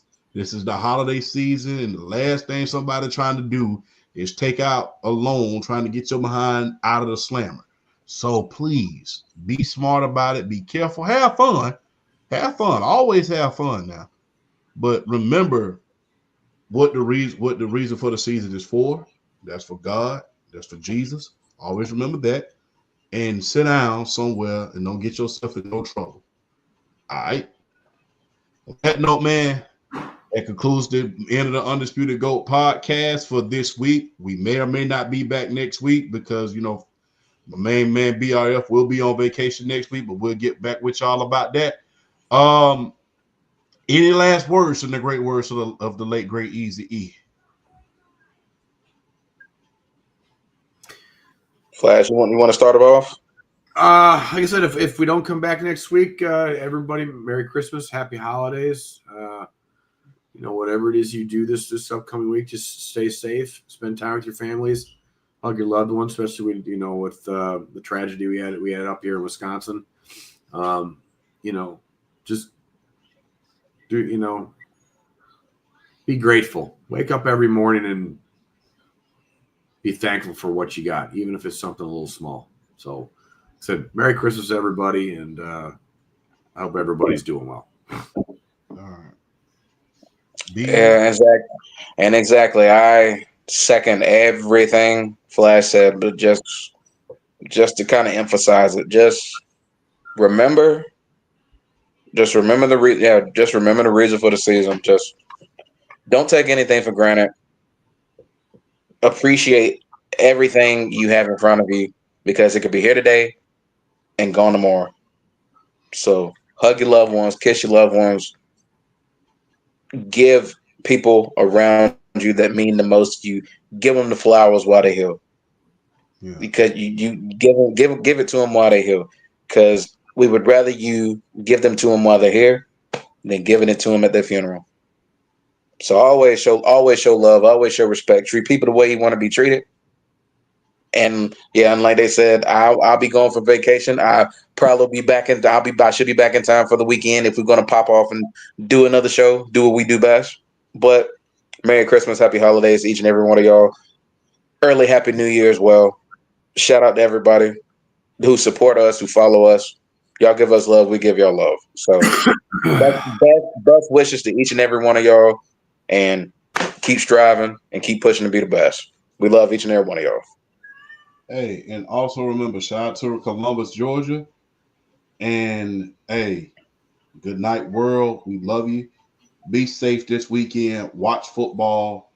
And like I said, remember, not to get religious on you, but I'm just going to say it anyway. Praise God. Remember the reason for the season. And sit. And I don't mean to use profanity behind God's name, but sit your ass down and act like you got some sense. And I say that with love. On that note, we are out.